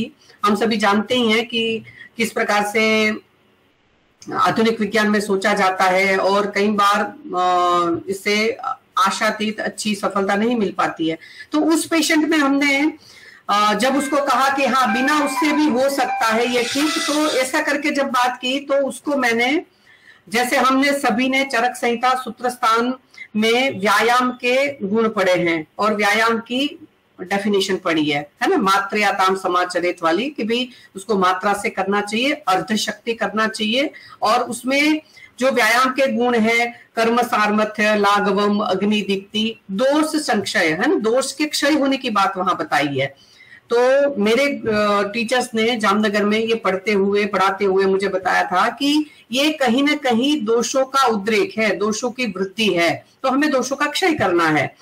तो इस तरीके से मैंने उसको व्यायाम को दोषों के क्षय के गुण को सामने रख के उसको पसंद किया, और उसमें उसको समय से उठना बताया, रात का खाना दिन छुपने से पहले बताया। ये आप कभी भी किसी भी पेशेंट में जब भी आपको रिजल्ट न मिलता हो, कि जो दूसरे पेशेंट में मिल गया मगर इसमें पर्टिकुलर न मिलता हो, तो वहां आप उसका उपयोग कर सकते हैं। तो उसमें हमने ये रात्रि भोजन उसमें करवाया बंद, और उसके बाद जो हमें मिली है सफलता है ना, व्यायाम करवा के। व्यायाम हमने किस तरीके से किया, as per ability, physical ability कितनी है उसके अनुसार उसको हमने करवाया कि भाई अपने घर के आसपास जो भी आपके पास गार्डन वगैरह है वहां ब्रिस्क वॉकिंग या रनिंग, जो भी उसका शरीर अलाउ करे, क्योंकि काफी सुकुमार और मृदु व्यक्तित्व था उसका, तो मुझे लग रहा था कि वो ज्यादा एक्सरसाइज नहीं कर पाएगी। तो इस तरीके से हमने उसको बताया, और उस कॉलेज गोइंग गर्ल्स में भी 20-21 ईयर्स उसकी एज, और उसने तब वो किया, और वो करने के बाद उसको एक्स्ट्रा ऑर्डिनरी रिजल्ट 1 ही महीने में मिला है, कि जो मस्टाल्जिया है ना, जैसे ब्रेस्ट टेंडरनेस रहती है, फ्लैटुलेंस लेता है, इरिटेबिलिटी रहती है, तो इस तरीके से जहां हमने दोषों का क्षय करके और इस तरीके से व्यायाम का एक चिकित्सा में उपयोग किया। और तो मुझे लगता है कि वैसे तो बहुत सारे ऐसे उदाहरण है कि जहां हम कोई ना कोई दवाई के साथ व्यायाम का उपयोग करते हैं, मगर यहाँ हमने कोई भी प्रकार की, क्योंकि पेशेंट दवाई के टेस्ट को लेकर, स्वाद को लेकर बड़ी परेशान सी थी कि अच्छा वो तो कड़वा भी लगेगा, कसेला भी लगेगा, है ना, जो सामान्य रूप से बच्चे कई बार कभी चखते नहीं है, जैसे करेले की सब्जी या दूसरे हरड़ का स्वाद उनको कभी नहीं पता होता है, और वो आसानी से ये नहीं ले पाते हैं, है ना, जैसे नोजिया, वोमिटिंग ऐसा भी उनको हो जाता है। तो दवाई के स्वाद को डिलीट करके हम वहां उसको अद्रव्यभूत चिकित्सा से भी कोई भी प्रकार का हम मेडिसिन न दे तो भी वो ठीक हो जाए, इस प्रकार से उसमें मैंने सोचा था, और वो बहुत अच्छा मिला है। तो आप में से भी जो प्रैक्टिशनर है और उनको ये मैं हिदायत देना चाहूंगी कि ऐसा आप करके देखिएगा कि जहां आपको पता है कि कोई भी औषध इतनी मात्रा में काम करती ही है मगर एक पेशेंट में वही मात्रा काम नहीं करती है, तब हम उस तरीके से उसको विषय को ले सकते हैं। और इस तरीके से अगर हम जब उसका अप्लाइड फॉर्म में लाते हैं तो कहीं ना कहीं बहुत अच्छी तरह से हम उसका रिजल्ट भी ले पाते हैं, और पेशेंट्स को कहीं ना कहीं बहुत अच्छा भी लगता है कि हाँ, हमारा काम इतने समय से नहीं बन रहा था और यहाँ इस समय से हम उसको कर पाए हैं। कोई जो अभी पार्टिसिपेंट्स में से कोई ऐसा है जिसको कुछ प्रश्न भी पूछना हो तो पूछ सकते हैं। डॉक्टर साहब एक बार ट्राई कर रहे हैं, डॉक्टर मंजूषा, तो शायद हो सकता है कि ट्राई कर रही हूँ doctor ji. Doctor I am very sorry, actually ये प्रॉब्लम हो गई। कोई बात नहीं डॉक्टर साहब, वो कभी कभी हो ही जाता है, क्या करें। अभी आपकी आवाज बहुत अच्छी आ रही है विदाउट एनी डिस्टर्बेंस। कर रही हूँ अभी। ये स्लाइड दिख रही है क्या? लेकिन जी डॉक्टर साहब दिख रही है जी। तो मुझे लगता है फोन से ही चालू रखूं मैं। हाँ जी, फोन से ही चालू रखिए डॉक्टर साहब जी। ओके, तो कहाँ से शुरू करूँ? अभी स्लाइड नहीं, जहां तक आप पहुंच गए थे ना, ऐसे उस स्लाइड से ही शुरू करिए, क्योंकि थोड़ा सा तो सुन रहा था मगर बस ये है कि मैं सोच रही थी कि शायद समय का प्रॉब्लम है ना, समय थोड़ा सा नहीं, अभी भी आप ऐसे 15-20 मिनट तो कर दीजिए, फिर एक सेशन में और आपका लेक्चर रखवा दूंगी, है ना। तब समरी में पहले वाला ले लेंगे और बाद में दूसरा ले लेंगे, क्योंकि जो पार्टिसिपेंट्स अभी भी हमारे पास ज्ञान लेने के लिए जुड़े हुए हैं, हम उनको नाउम्मीद नहीं करेंगे कि नहीं, आप अभी तक जुड़े रहे। आपका बहुत हार्दिक धन्यवाद। और जी, क्या टेक्निकल क्या हुआ है पता मुझे, उसकी वजह से प्रॉब्लम आ गई। तो जस्ट मैं फिजियोलॉजिकल एनीमिया बता करके आगे बढ़ती हूँ। जी डॉक्टर साहब, ठीक है। हाँ, तो what is the physiological anaemia? जो फिजियोलॉजिकल एनीमिया क्यों होता है? तो रस धातु बढ़ रही है, ब्लड की रस धातु बढ़ रही है, उसमें there is expansion in the plasma volume, हाँ, by almost 50%, 45 to 50% plasma volume बढ़ रही है। पर आरबीसी बढ़ रहा है क्या? तो नहीं, आरबीसी उतने नहीं बढ़ रहे हैं, वो 25% ही बढ़ रहे हैं। And because of that what is happening is that there is a shortfall in the, इसमें ये कम होता है, कंपैरेटिवली आरबीसी का वॉल्यूम कम बढ़ा है रस धातु के अपेक्षा, प्लाज्मा की अपेक्षा। तो हीमोडाइल्यूशन होकर के क्या हो रहा है कि एचबी का परसेंटेज हमें कम दिखाई देता है, एचबी कम दिखाई देता है। So this is called as the physiological anaemia of pregnancy. Physiological इसलिए कह रहे हैं कि ये नॉर्मल है, it is not a pathology. ठीक है, this is clear. This is a very typical thing. Physiological anaemia सिर्फ प्रेगनेंसी में ही होता है और ये हमें इसके बारे में पता रहना चाहिए। प्लाज्मा वॉल्यूम एक्सपेंशन हो रही है, RBC volume expansion is not so much and that is resulting in a haemodilution. Placenta की जो ईस्ट्रोजन है वो किडनीज को एरिथ्रोपोएटिन मैन्युफैक्चर करने के लिए उद्युक्त करती है। It is increasing the production of the RBCs, okay, and then in increasing the RBC to meet the increase demand of the mother and the foetus. तो ये सब जब हो रहा है तो मदर का रिक्वायरमेंट कितनी हो रही है? तो टोटल प्रेगनेंसी में उसे 1000 to 1500 मिलीग्राम आयरन के लगने वाले हैं। तो 1.5 ग्राम ही आयरन लगने वाला है, पर वो भी बहुत मुसीबत से मिलता है, उसमें भी बहुत प्रॉब्लम आते हैं। हाँ, तो second trimester onward 6 to 7 milligram onward उसको मिलीग्राम आयरन डेली मदर की रिक्वायरमेंट है। आयरन मेटाबॉलिज्म में क्या हो रहा है, ये थोड़ा कॉम्प्लिकेटेड लगेगा, लेकिन थोड़ा सिंप्लीफाई करके बताने की कोशिश करती हूँ कि there is a protein called as ferroportin in the duodenal basolateral layer. वो क्या करता है, तो हीम आयन को पकड़ करके अपनी सर्कुलेशन की तरफ ले जाता है। हीम आयन को पकड़ता है। Haem iron is the animal source iron and non haem iron, जो हम आयन वेजिटेरियन लोग खाते हैं वो नॉन हीम आयन है। उसको लेकर के हमें उसे पहले कन्वर्ट करना होता है और उसे लेकर के ये फेरोपोर्टिन लेकर के जाता है, सर्कुलेशन में छोड़ देता है। सर्कुलेशन में उसे ट्रांसफरिन नाम का प्रोटीन पकड़ लेता है एंड दिस ट्रांसफरिन ट्रांसफर करता है। कहाँ ट्रांसफर करता है? लिवर और बोन मैरो में ट्रांसफर करता है। और लिवर दूसरी चीज क्या करता है, तो हेप्सिडिन नाम का एक हार्मोन रिलीज करता है, प्रोटीन रिलीज करता है, जिससे फेरोपोर्टिन के रिसेप्टर्स डिग्रेड हो जाते हैं। तो जब शरीर में आयरन के स्टोर्स काफी हो जाते हैं, जब भरपूर आयरन शरीर में आ जाता है, तब लिवर हेप्सिडिन दे देता है, जिससे फेरोपोर्टिन के रिसेप्टर्स जो है वो डिग्रेड हो जाते हैं। फेरोपोर्टिन काम नहीं कर पाता और आयरन लेना बंद हो जाता है। क्यों बंद हो जाता है? नहीं तो आयरन का ओवरलोड होगा। तो ये काम कौन कर रहा है? हेप्सिडिन कर रहा है।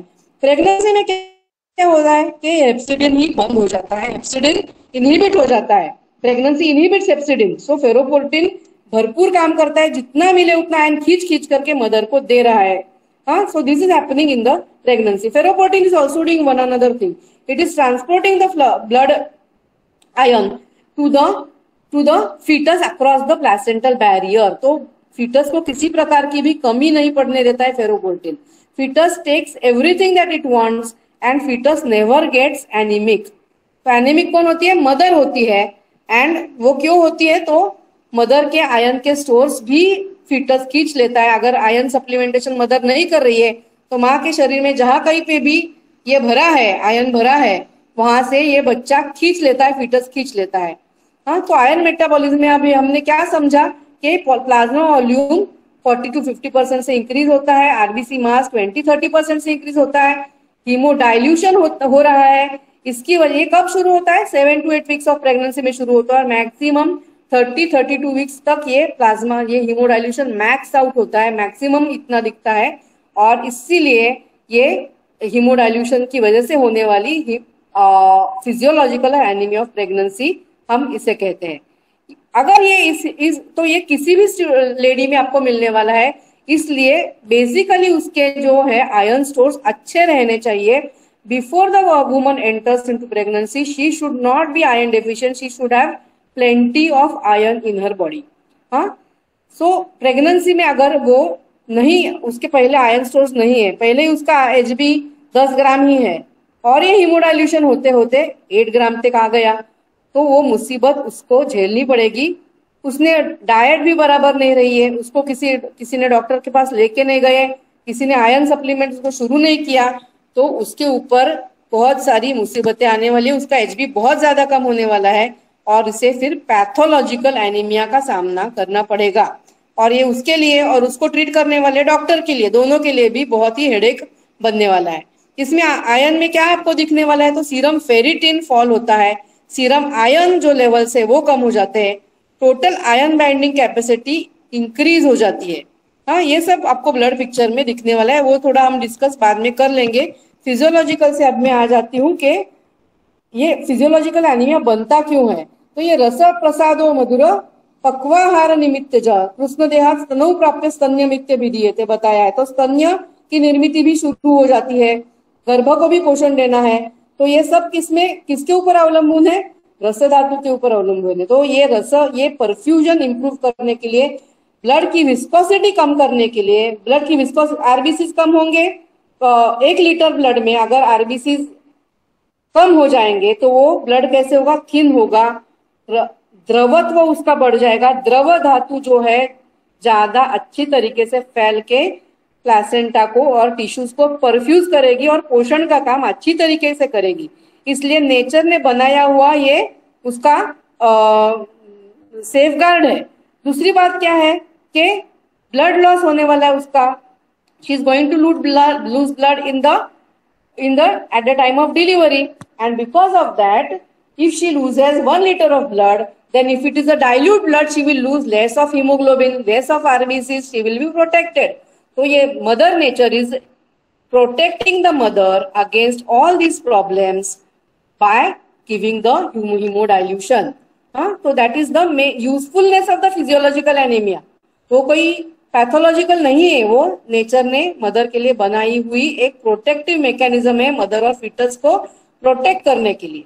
अभी आयरन मेटाबॉलिज्म इसमें क्या हो रहा है कि अगर ये एनीमिया आती है और एनीमिया के साथ मदर को दूसरे कॉम्प्लिकेशंस प्रेगनेंसी में शुरू हो जाते हैं, कि जैसे मल्टीपल प्रेगनेंसी हो, ये ऑलरेडी हाई रिस्क प्रेगनेंसी है, उसमें उसको एनीमिया है, एंटीपार्टम हिमरेज होता है, ऑलरेडी उसका ब्लड 8 ग्राम से, उसमें एब्रप्शन हो गया, प्री एक्लेम्शिया हो गया, प्री एक्लेम्शिया भी मदर को कॉम्प्रोमाइज करता है, और अगर उसका एनीमिक है ऑलरेडी तो उसके टिश्यूज वो ताण, वो सब डिमांड झेल नहीं पाएंगे, या फिर पोस्टपार्टम हिमरेज में हो जाती है, तो that mother will not be able to sustain that problem, she will not be able to sustain it, because and anaemia is the highest contributor to maternal mortality and morbidity. तो हमें क्या करना है, तो पेशेंट्स की, ladies की, girls की health और सोशियो इकोनॉमिक स्टेट्स पे ध्यान रखना है, उनको खाने पीने की उनको surrounding, right, beginning from the menstrual hygiene. हाँ, वो मेंसेस होने के साथ साथ ही उन्हें आयरन रिच डाइट के बारे में सलाह देनी चाहिए, not to use the incorrect food, nutrition बराबर रखने के बारे में सलाह देनी चाहिए, उनको सप्लीमेंटेशन करना चाहिए, डाइट उनका एडिक्वेट रहे, इसके बारे में ध्यान रखना चाहिए, और उनके प्रेग्नेंट होने के पहले ही आयरन स्टोर्स एकदम बरकरार है ये देखना है, और आयरन स्टोर्स को पहले से ही मजबूत रखना है। इससे एनीमिया की ट्रीटमेंट नहीं तो एनीमिया का प्रिवेंशन हो जाएगा। और जैसे ही प्रेगनेंसी हो जाती है, किसी पेशेंट प्रेग्नेंट हो जाती है, तो उन्हें आयरन सप्लीमेंटेशन शुरू करना जरूरी हो जाता है। तो कितना आयरन देना है, टोटल रिक्वायरमेंट आयरन की 100 to 1500 मिलीग्राम इतनी आयरन उन्हें 9 महीने में चाहिए। उसमें से फीटस एंड प्लेसेंटा उठा रहा है, मदर का उसका खुद का रेड ब्लड सेल मास बढ़ रहा है, 20-30% उसके लिए है, बेसल लॉस या उसे जिसे ऑब्लिगेटरी लॉस बोलते हैं, shedding of the skin, sweating, your intestinal loss, blood, stools, urine, इसमें सब जो जाने वाला आयरन है, इन सबको मिला करके उसे 1000 से 1500 मिलीग्राम आयरन उसे चाहिए। फर्स्ट ट्राइमेस्टर में उसको 2.5 मिलीग्राम ही आयरन लगता है, सेकेंड 32 वीक्स उसको 5.5, और मैक्सिमम रिक्वायरमेंट 32 वीक्स ऑनवर्ड्स उसको शुरू हो जाती है। दिन के 6 to 8 मिलीग्राम आयरन की रिक्वायरमेंट मदर को रहती है। तो जो मांसाहार करते हैं उनको तो नॉनवेज खा के आयरन अच्छा मिल जाता है, लिवर खाने से, नॉनवेज खाने से, चिकन खाने से, मटन खाने से, ये सब आयरन और उसके माइक्रोन्यूट्रिएंट्स जो है, फॉलिक एसिड है, जो कंट्रीब्यूट करते हैं हीमोपोएसिस को कंट्रीब्यूट करने वाले B12 एंड फॉलिक एसिड भी है, उनकी डेफिशिएंसी भी एनीमिया हो जाता है।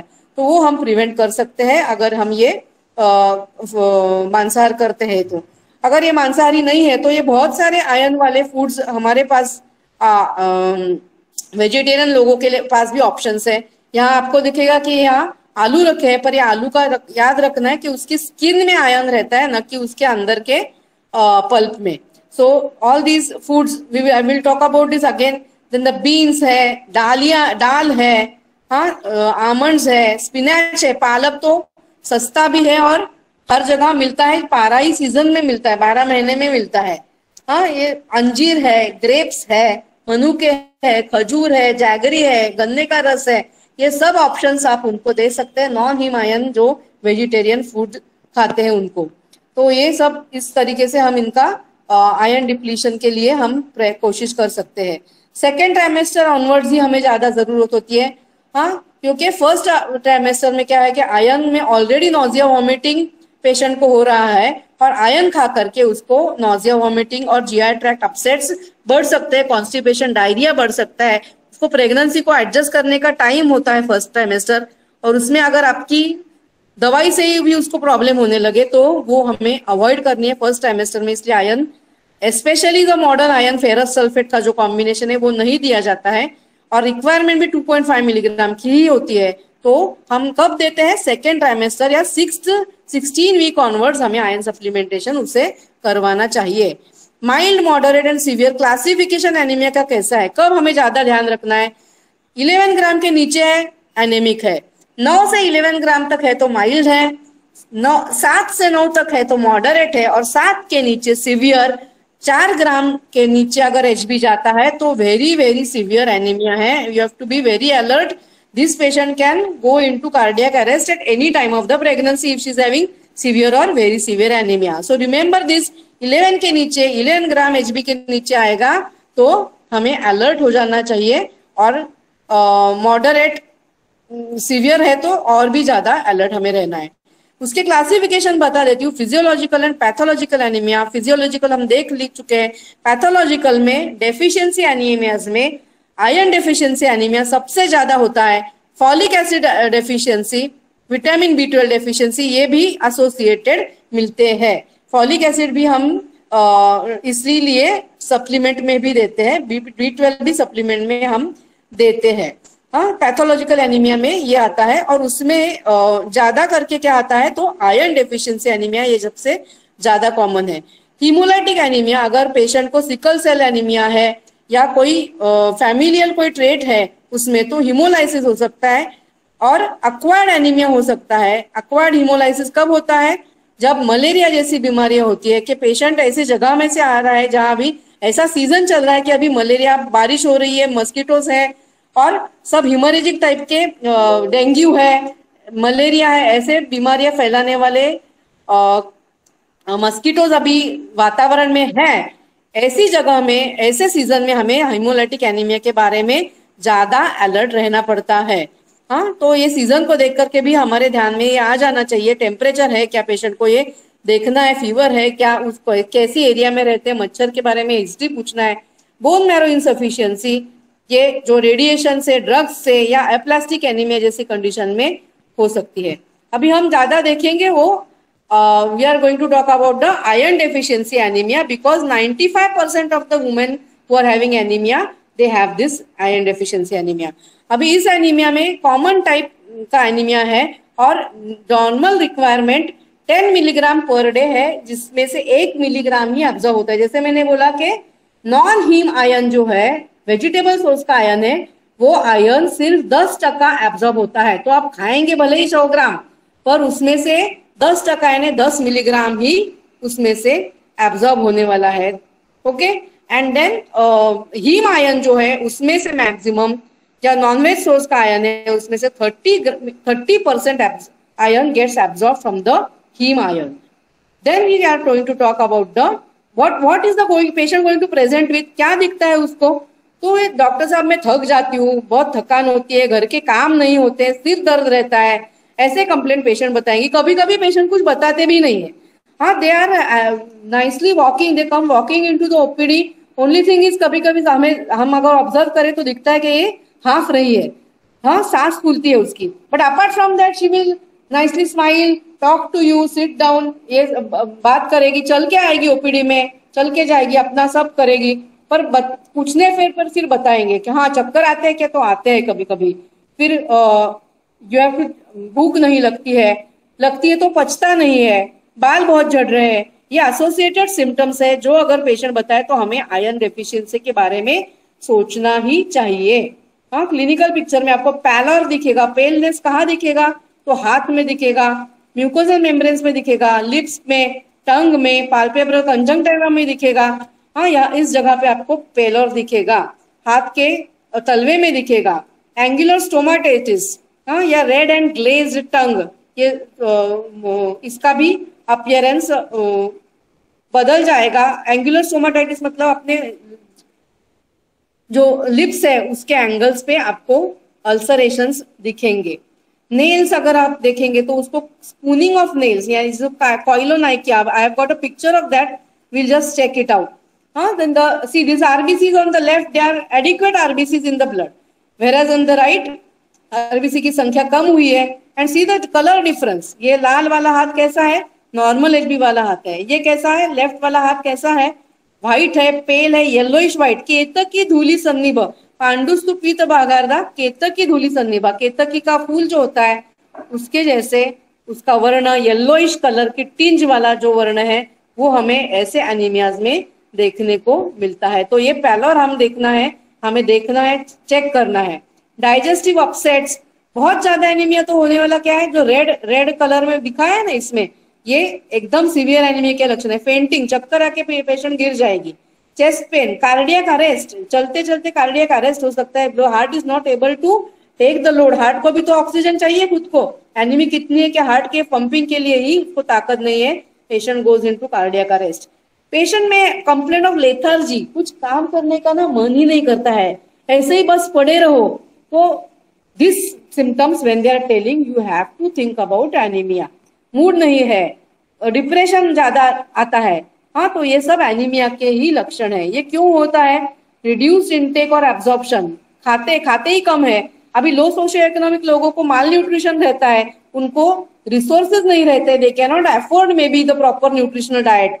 पर अच्छे सोशियो इकोनॉमिक स्टेटस वाले लोग भी अवेयरनेस ना होने के कारण और उनकी न्यूट्रिशनल चॉइसेस गलत होने के कारण भी एनेमिक हो सकते हैं. तो हमें ऐसा सोच के नहीं समझ चल सकता कि ये सिटी में रहने वाला है, लेडी है और ये एजुकेटेड लगती है, हाँ अच्छे घर की लगती है, तो उसको एनीमिया नहीं होगा. तो anaemia can present anywhere because good nutrition does not come just with socio-economic status. It also needs an awareness about what to eat, how to eat, when to eat. हाँ, मल्टीपल प्रेगनेंसी अगर patient को है तो ये added demand डालता है और वो एनेमिक जल्दी हो जाती है.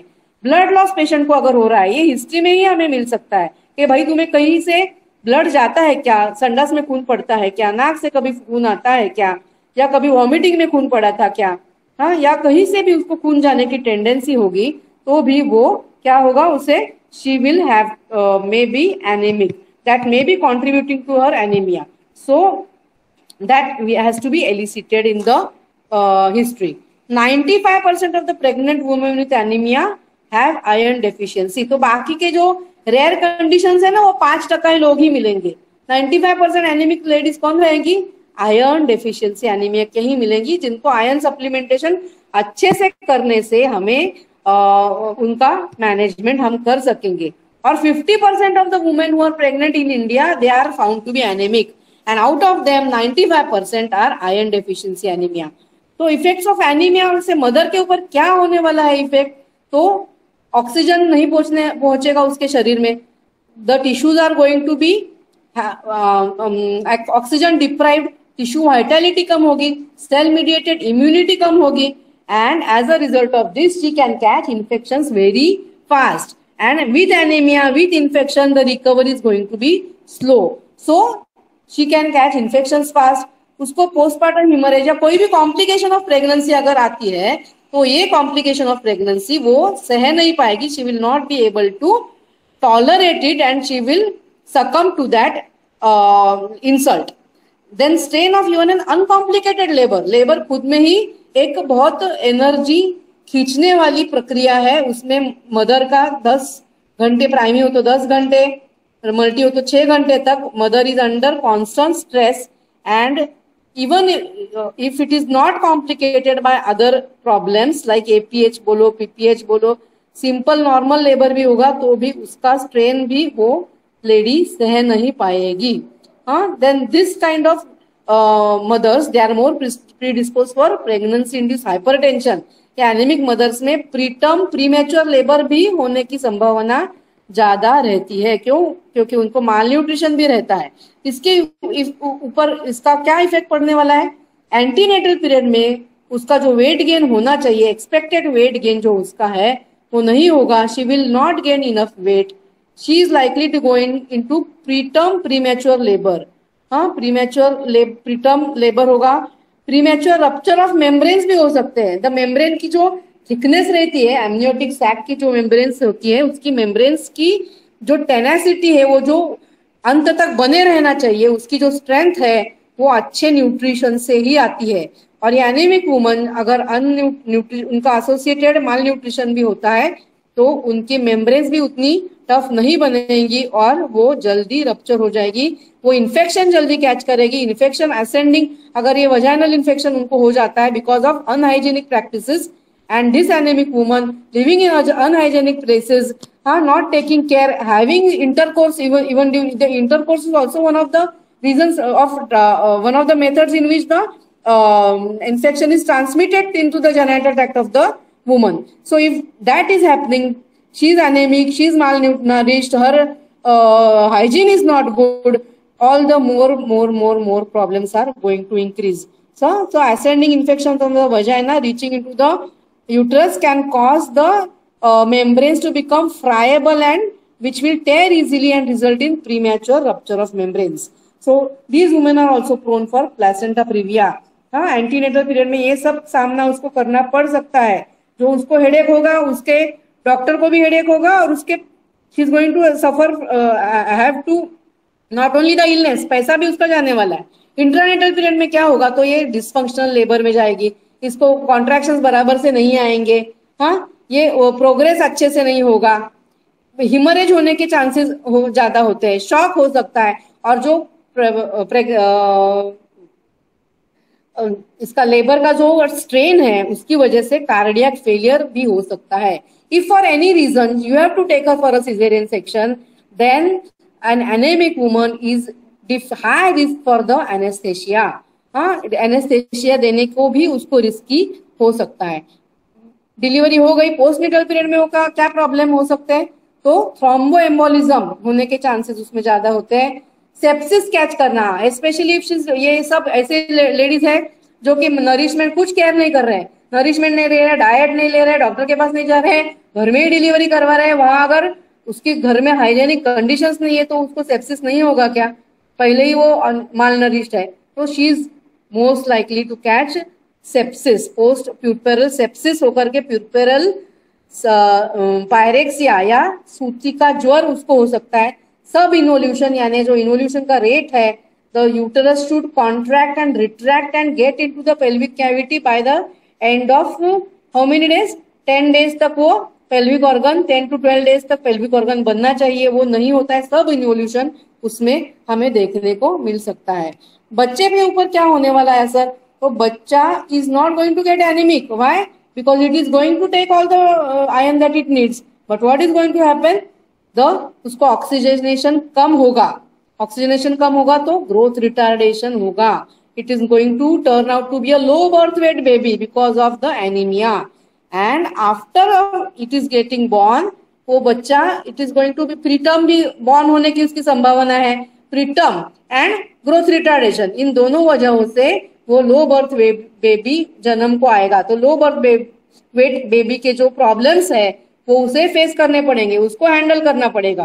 प्रीमैच्योरिटी होगी तो और भी डिफिकल्ट, प्रीमैच्योरिटी होगी तो उसके रिफ्लेक्सेस भी नहीं अच्छे रहते, सकिंग भी नहीं रहता है, तो जल्दी वो ये भी कैच कर लेता है, इन्फेक्शन भी जल्दी कैच कर लेता है। And later on after a few months when this child grows up it is going to get anaemic. क्यों? उसके पास खुद का वो काम तो चला लिया, लेकिन उसके आयरन स्टोर्स खुद के नहीं बने, खुद के आयरन स्टोर्स नहीं बने, और वो बाद में वो एनीमिक होगा और उसको कॉग्निटिव प्रॉब्लम्स आने लगेंगे, बच्चे को माइलस्टोन्स भी डिले होने लगेंगे, या कॉग्निटिव या ऐसे प्रॉब्लम्स वो दिखाएगा। तो ऐसी मदर को देखने के लिए हमें क्या करना चाहिए? How are you going to work up?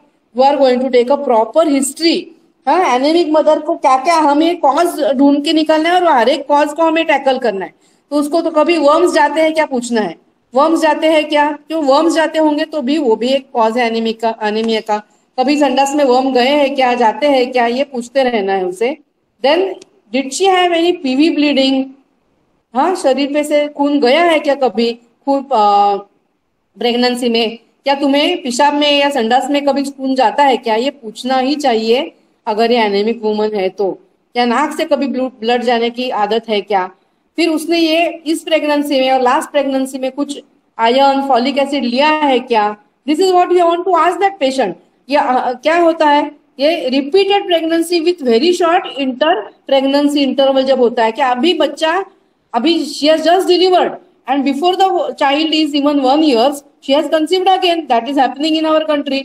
So the many a time before they get the menses also they conceive, मतलब उसका लैक्टेशन चालू है और उसी में ही वो फिर से कंसीव हो गई। ऐसे अगर जब होता है, 2 प्रेगनेंसी के बीच में अंतर नहीं रहता, तो उस लेडी का खुद का आयरन स्टोर रिकवर करने में भी उसे टाइम नहीं मिलता है। तो ये हिस्ट्री अगर हुई है, हाँ, या पहले ऐसा अगर उसके साथ घटा है, तो she is prone for being anemic and you have to ask her इस प्रेगनेंसी में या पिछली प्रेगनेंसी में तुमने क्या सप्लीमेंट लिया है, क्या मेडिसिन लिए हैं, कहीं पर उससे ब्रूजिबिलिटी है क्या, फॉलिक मतलब ब्रूजेस आते हैं या सबक्यूटेनियस हिमरेजेस होते हैं क्या, ये भी हमें नोट करना जरूरी है। कभी ब्लड ट्रांसफ्यूजन की जरूरत पड़ी है क्या, और घर में किसी को सिकल सेल या थैलेसेमिया जैसे प्रॉब्लम्स है क्या, ये हमें पूछना चाहिए। डाइट तुम क्या खाती हो रोज, उसमें हमें ही देखना है कि वो उसमें से कितना कुछ वो आयरन इनटेक उसका हो रहा होगा। तो ये हम एग्जामिन करेंगे तो हमें ये दिखेगा। Can you see the nails, कैसे है nails? They are called spoon shape nails और कॉइलोनाइकिया बोलते हैं। हाँ, then glossitis, cheilosis, this is the angular stomatitis जो मैंने बोला। All this you may see in the patient. Tachycardia, दिल की धड़कन बढ़ गई, इडिमा, स्पेशली अक्षिकुटश होतो, हाँ, and there may be a ejection systolic murmur, जिसे हमें हिमिक मर्मर बोलते हैं, वो हमें मिल सकता है। कहाँ मिलेगा? वो सिस्टोलिक मर्मर रहेगा और माइट्रल एरिया में ही हमें मिलेगा on examination. Okay, so all this things we need to check when we are looking at the patient. Then why are we going to investigate her? We want to know the severity of the anemia. कितना anemia severe है? Is it mild, moderate, severe or very severe? Then you want to do the typing of the anemia. ये anemia किस प्रकार का है? Whether it is an iron deficiency, a folic acid B12 deficiency, or it is some other type of anemia. ये type समझने के लिए और iron stores उसके शरीर में कितने हैं, ये इन्वेस्टिगेशंस कौन से रूटीन है, ये ऊपर वाले सब रूटीन इन्वेस्टिगेशंस है। Grouping and RH, HIV, hepatitis B, VDRH, urine blood sugar level, fasting PP, ये हमारा रूटीन ANC वर्कअप हो गया। अभी HB के लिए हम क्या कर रहे हैं? जब पहली बार आती है तो it is compulsory you have to do the HB at the first visit of the ANC, whenever she is coming, whichever week of pregnancy is coming, you have to do the HB and it should be repeated in each trimester. हाँ, अगर कोई problem नहीं है तो each trimester में, problem है तो महीने के बाद रिपीट करना है। Then you do the CBC, you do the RBC indices. RBC indices में क्या आता है? मीन कॉर्पस्कुलर हीमोग्लोबिन आता है, मीन कॉर्पस्कुलर वॉल्यूम आता है, मीन कॉर्पस्कुलर हीमोग्लोबिन कॉन्सेंट्रेशन आता है, RBC डेंसिटी विड्थ। हाँ, ये पैरामीटर्स जो है वो RBC इंडाइसेस हमें बताते हैं कि ये किस टाइप का एनीमिया है, कैसा what is the picture, clarity आती है। Peripheral blood smear, nature of the blood cells on the smear कैसे है? Are they microcytic, hypochromic, macrocytic, इससे हमें are there any abnormal cells, that is going to tell us the nature और the cause of the anaemia. And the HPLC that is basically done for the hemoglobinopathies. तो ये इसमें से at least basically iron deficiency anaemia है, तो ये हमें देखने ही चाहिए. HB is a must at the first ANC visit. Then you are going to see the serum ferritin. Serum ferritin क्या होगा? कम होगा. Serum iron levels will also fall in iron deficiency anemia. Total iron binding capacity that will rise because the iron binding is required. तो शरीर ज्यादा से ज्यादा bind करने की कोशिश करता है. तो TIBC will rise, then the percentage transferring saturation will fall. MCV slightly rises. Mean corpuscular volume rise हो रहा है because why? Because the erythroid progenitors from the marrow are being put into the bloodstream. हाँ, mean corpuscular hemoglobin कम होता है और MCHC almost normal to low to normal ऐसे range में रहता है iron deficiency anemia में. Then next what we are going to see? We are going to see this peripheral blood smear. ये क्या करता है? What is this? Is just a pictorial representation. It is showing the types of the different types of blood cells that are seen in the blood.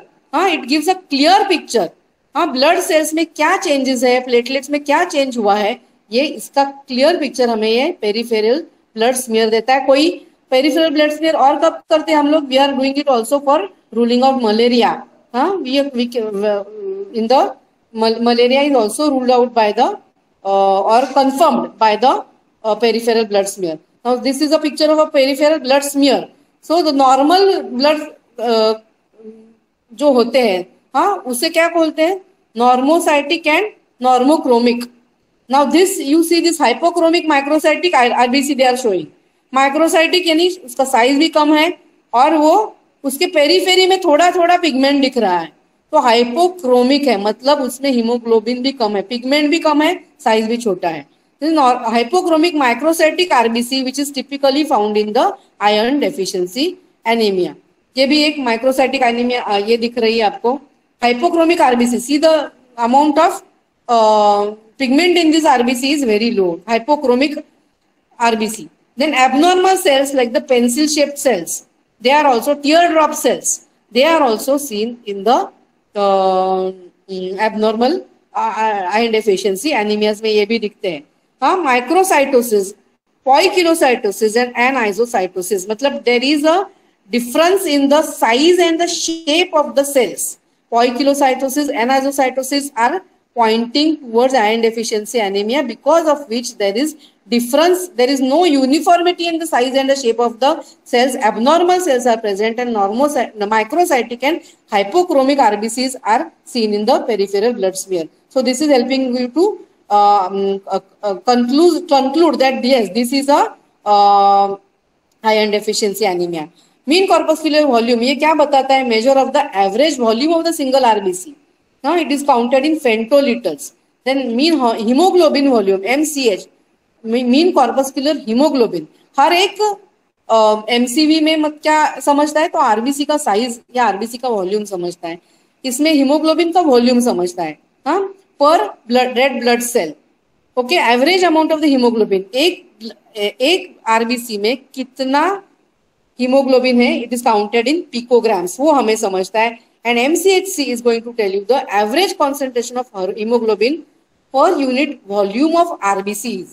मतलब hematocrit जो होता है volume of RBCs, उसको उससे HB को हम divide करेंगे तो ये परसेंटेज MCHC हमें मिलता है. These all values they will give you a clear picture of the severity of the anemia, and when after you are giving the therapy you want to compare later on, they will help you to see if the patient is improving. So that is the benefit of doing this detail investigation. Hematocrit थोड़ा detail में बताती हूँ, अभी बोला है हमने, and timing थोड़ा कम है, पर I will try to go through it fast because we lose touch of these definitions after doing them in your. एक बार पढ़ लेते हैं, बाद में फिर भूल जाते हैं. तो हेमाटोक्रिट इसको पीसीवी भी बोलते हैं. हम पैक सेल्स देते हैं ना ब्लड ट्रांसफ्यूजन के टाइम, ब्लड ट्रांसफ्यूजन रिक्वायर्ड तो पैक सेल्स देते हैं. तो नॉर्मल हेमाटोक्रिट अगर होता है तो उसके आरबीसी की वॉल्यूम अच्छी है. Ratio of volume of RBC cells to the total volume of blood, मतलब टोटल ब्लड में कितने आरबीसीज है उसका जो प्रपोर्शन है वो हिमेटोक्रिट है। लो हिमेटोक्रिट होगा तो ये किसका इंडिकेशन हो सकता है, एनीमिया का इंडिकेशन हो सकता है। और इसमें भी ब्लीडिंग का भी ये दिखा सकता है कि ब्लीडिंग होकर के हिमेटोक्रिट फॉल हो गया है। हाँ, so it can indicate haemorrhage also. It may also indicate reduce production of RBCs. हाँ, जस्ट बोन मैरो का सप्रेशन हुआ है कैंसर से, ड्रग से, तो ये भी लो हिमेटोक्रिट दिखाता है। This is just an appearance, how it is looking. हाँ, एनीमिक है, इसमें कैसा है, प्लाज्मा ज्यादा है, थोड़ा थोड़ा मैं बताती हूँ। हाँ, प्लाज्मा का वो कॉन्सेंट्रेशन और ब्लड का कॉन्सेंट्रेशन देखिए, when you are seeing it in the normal blood which is the left side 37 to 47% hematocrit है। एनीमिया है डिक्रीज्ड हिमेटोक्रिट, आरबीसी कम है, नीचे सेटल हुए। और पॉलीसाइथीमिया यानी एलिवेटेड हिमेटोक्रिट ज्यादा बढ़ गया तो आरबीसी बढ़ गए। So this is the concentration of the RBCs in the entire one unit volume of blood. Okay, so this is the picture of the haematocrit. What else we are going to see? Serum iron levels. Normal levels are higher. Normal levels of serum iron. Serum iron levels भी हम देखते हैं. They also indicate that whether the patient is anemic or not. So generally कितने रहते हैं normal? Normal iron levels for adult women it has to be between 35 to 50% तक होने चाहिए. हाँ, सीरम फेरिटिन भी देखते हैं। तो फेरिटिन क्या कर रहा है? Ferritin is a very accurate indicator of the iron stores in the body. Transferrin भी देखते हैं। Transferrin से क्या समझता है हमें? तो Transferrin tells you the ability of the how much transport कितना हो रहा है। How much transferrin is available will tell you the about the transport of the hemoglobin in the body. So in iron deficiency क्या picture मिलता है आपको? Mean corpuscular volume कम हो गया है, सीरम आयन कम हो गया है, सीरम फेरिटिन कम हो गया है। Ferritin is indicator of the iron stores. Total iron binding capacity क्या हुआ है? इंक्रीज हो गया है। और transferrin has also increase but the transferrin saturation has decrease. So this is the major picture that you see in the iron deficiency anemia. Iron studies, iron उसमें serum iron में क्या क्या देख रहे हैं? तो आयरन देख रहे हैं, ट्रांसफरिन सैचुरेशन देख रहे हैं, and total iron binding capacity TIBC which has to be 240 to 450 microgram पर डेसीलीटर। हाँ, तो ये दोनों में डिफरेंस क्या है? ट्रांसफरिन क्या कर रहा है? तो it transports the iron through out the body, and transferrin देखने से क्या समझता है हमें कि ब्लड में आयरन कितना है वो हमें समझता है ट्रांसफरिन से।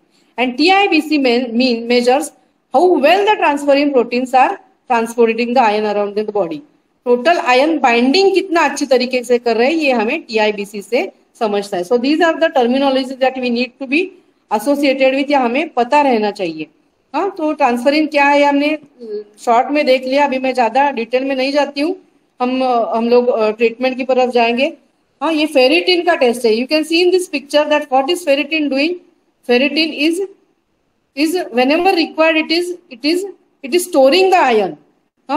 Ferritin is the protein that stores iron and releases when the body needs it. जब कभी भी जरूरत है वो फेरिटिन उसको रिलीज कर देता है एंड आयन की स्टोर्स को इंडिकेट करता है। और ट्रांसफरिन क्या करता है कि आयन का ट्रांसपोर्ट कितने अच्छी से हो रहा है, हाँ, ये हमें ट्रांसफरिन बताता है। जब एनीमिया होना शुरू होता है तो शुरुआत में या एनीमिया सेट इन होने के पहले ये ट्रांसफरिन के स्टोर्स कम होते हुए दिखते हैं। TIBC again total iron binding capacity, ability to of the iron to attach and transport it around the body, total iron binding capacity. Low value of TIBC क्या दिखाता है? तो inflammation दिखाता है। पर iron deficiency में क्या होता है? TIBC is क्या होता है? increase होता है। और जब low होता है तो you have to think about inflammatory conditions in the body. Okay? So these are about some of the terms that you are going to come across while treating the iron deficiency anemia. हाँ, तो mother in the pregnancy हमने देखा है, फिर भी I am just रिकैपिचुलेटिंग कि cardiac failure अपने आप हो सकता है जब प्रेगनेंसी एडवांस हो सकती है। ये एनीमिया को हमने ट्रीट नहीं किया तो क्या होगा? तो ये कार्डियक फेलियर में जा सकती है। Increase susceptibility to infection, infection के chances, preterm labour, pre eclampsia, हाँ लेबर में uterine inertia, PPH, cardiac shock, all these are the dangers that the mother is going to face. The puerperium में क्या होगा ये भी हमने देखा था, फिर भी जस्ट रिकैपिचुलेटिंग, कार्डियक फेलियर, प्यूपरल सेप्सिस, सब इन्वोल्यूशन, फेलिंग लैक्टेशन, उसको एडिक्वेट रस धातु ही नहीं है तो रस से निकलने वाला स्तन्य कहाँ से आ जाएगा, तो फेलिंग लैक्टेशन फेलियर हो जाएगा। And chronic ill health, backache, she is not recovering, तो उसकी क्रॉनिक इल हेल्थ में उसका कन्वर्जन हो जाएगा, she will not be a healthy individual. Fetus के ऊपर क्या हो रहा है, तो low birth weight, growth retardation, prematurity, perinatal death and decrease iron stores leading to anemia in the later stage of life. तो हमें एक देखने के बाद क्या कैसे उसे अप्रोच करना है। एनीमिया अगर ये ferritin levels less than 15 micrograms है तो ये आयरन डेफिशिएंसी एनीमिया कंफर्म होता है और उसे आयरन डेफिशिएंसी की तरह हमें ट्रीट करना है। फेरिटिन अगर नॉर्मल है और सी रिएक्टिव प्रोटीन भी नॉर्मल है तो ये कैसे टाइप का है, माइक्रोसाइटिक है कि मैक्रोसाइटिक है। माइक्रोसाइटिक है तो अगर ये फेरिटिन नॉर्मल है तो आयरन डेफिशिएंसी नहीं है, then if it is you take the peripheral blood smear. Macrocytic है तो it is indicative of vitamin B12 और फॉलिक एसिड डेफिशिएंसी, उसमें से कौन सा है वो टेस्ट करके उसकी ट्रीटमेंट करनी है। अगर ये माइक्रोसाइटिक होता है तो एक क्वेरी आता है थैलेसेमिया का, और थैलेसेमिया के बारे में हमें टेस्ट करके उसकी तरफ ध्यान देकर के उसका ट्रीटमेंट करना जरूरी पड़ता है। फेरिटिन अगर नॉर्मल है और सी रिएक्टिव प्रोटीन एलिवेटेड है तो इन्फ्लेमेशन की चांसेस हमें शरीर में दिखते हैं और उससे हमें क्या सोचना है कि किसी तरह का इन्फेक्शन, फीवर, ल्यूकोसाइटोसिस ये कोई उसमें है क्या, ये हमें देखना है और उस इन्फेक्शन को ट्रीट करके फिर से हमें आयरन रीअसेसमेंट पेशेंट का करना चाहिए। तो ओरल आयरन थेरेपी कैसी है, this is safe and inexpensive way to administer iron. Safe है, इनएक्सपेंसिव है, हाँ पैसा ज्यादा नहीं लगता है। तो न्यूट्रिशनल आयरन प्रोफाइलैक्सिस में हमें क्या देना पड़ता है, जो प्रोफाइलैक्सिस है, मतलब प्रोफाइलैक्सिस क्यों करना है, क्योंकि उसे फिजियोलॉजिकल एनीमिया होने वाला ही है तो आगे वो पैथोलॉजिकल ना हो, इसके लिए जो पहले नॉर्मल है लेडी उसको प्रोफाइलैक्टिक आयरन में 60 मिलीग्राम एलिमेंटल आयरन और 500 microgram of folic acid daily देना है। हाँ, पर अगर ये इसमें जाती है क्या पैथोलॉजिकल एनीमिया में उसकी कंडीशन अगर दिखती है तो डबल डोज हमें देना पड़ता है। So remember that how much is required? 60 milligram of elemental iron and 500 microgram of folic acid has to be given on a daily basis. Okay.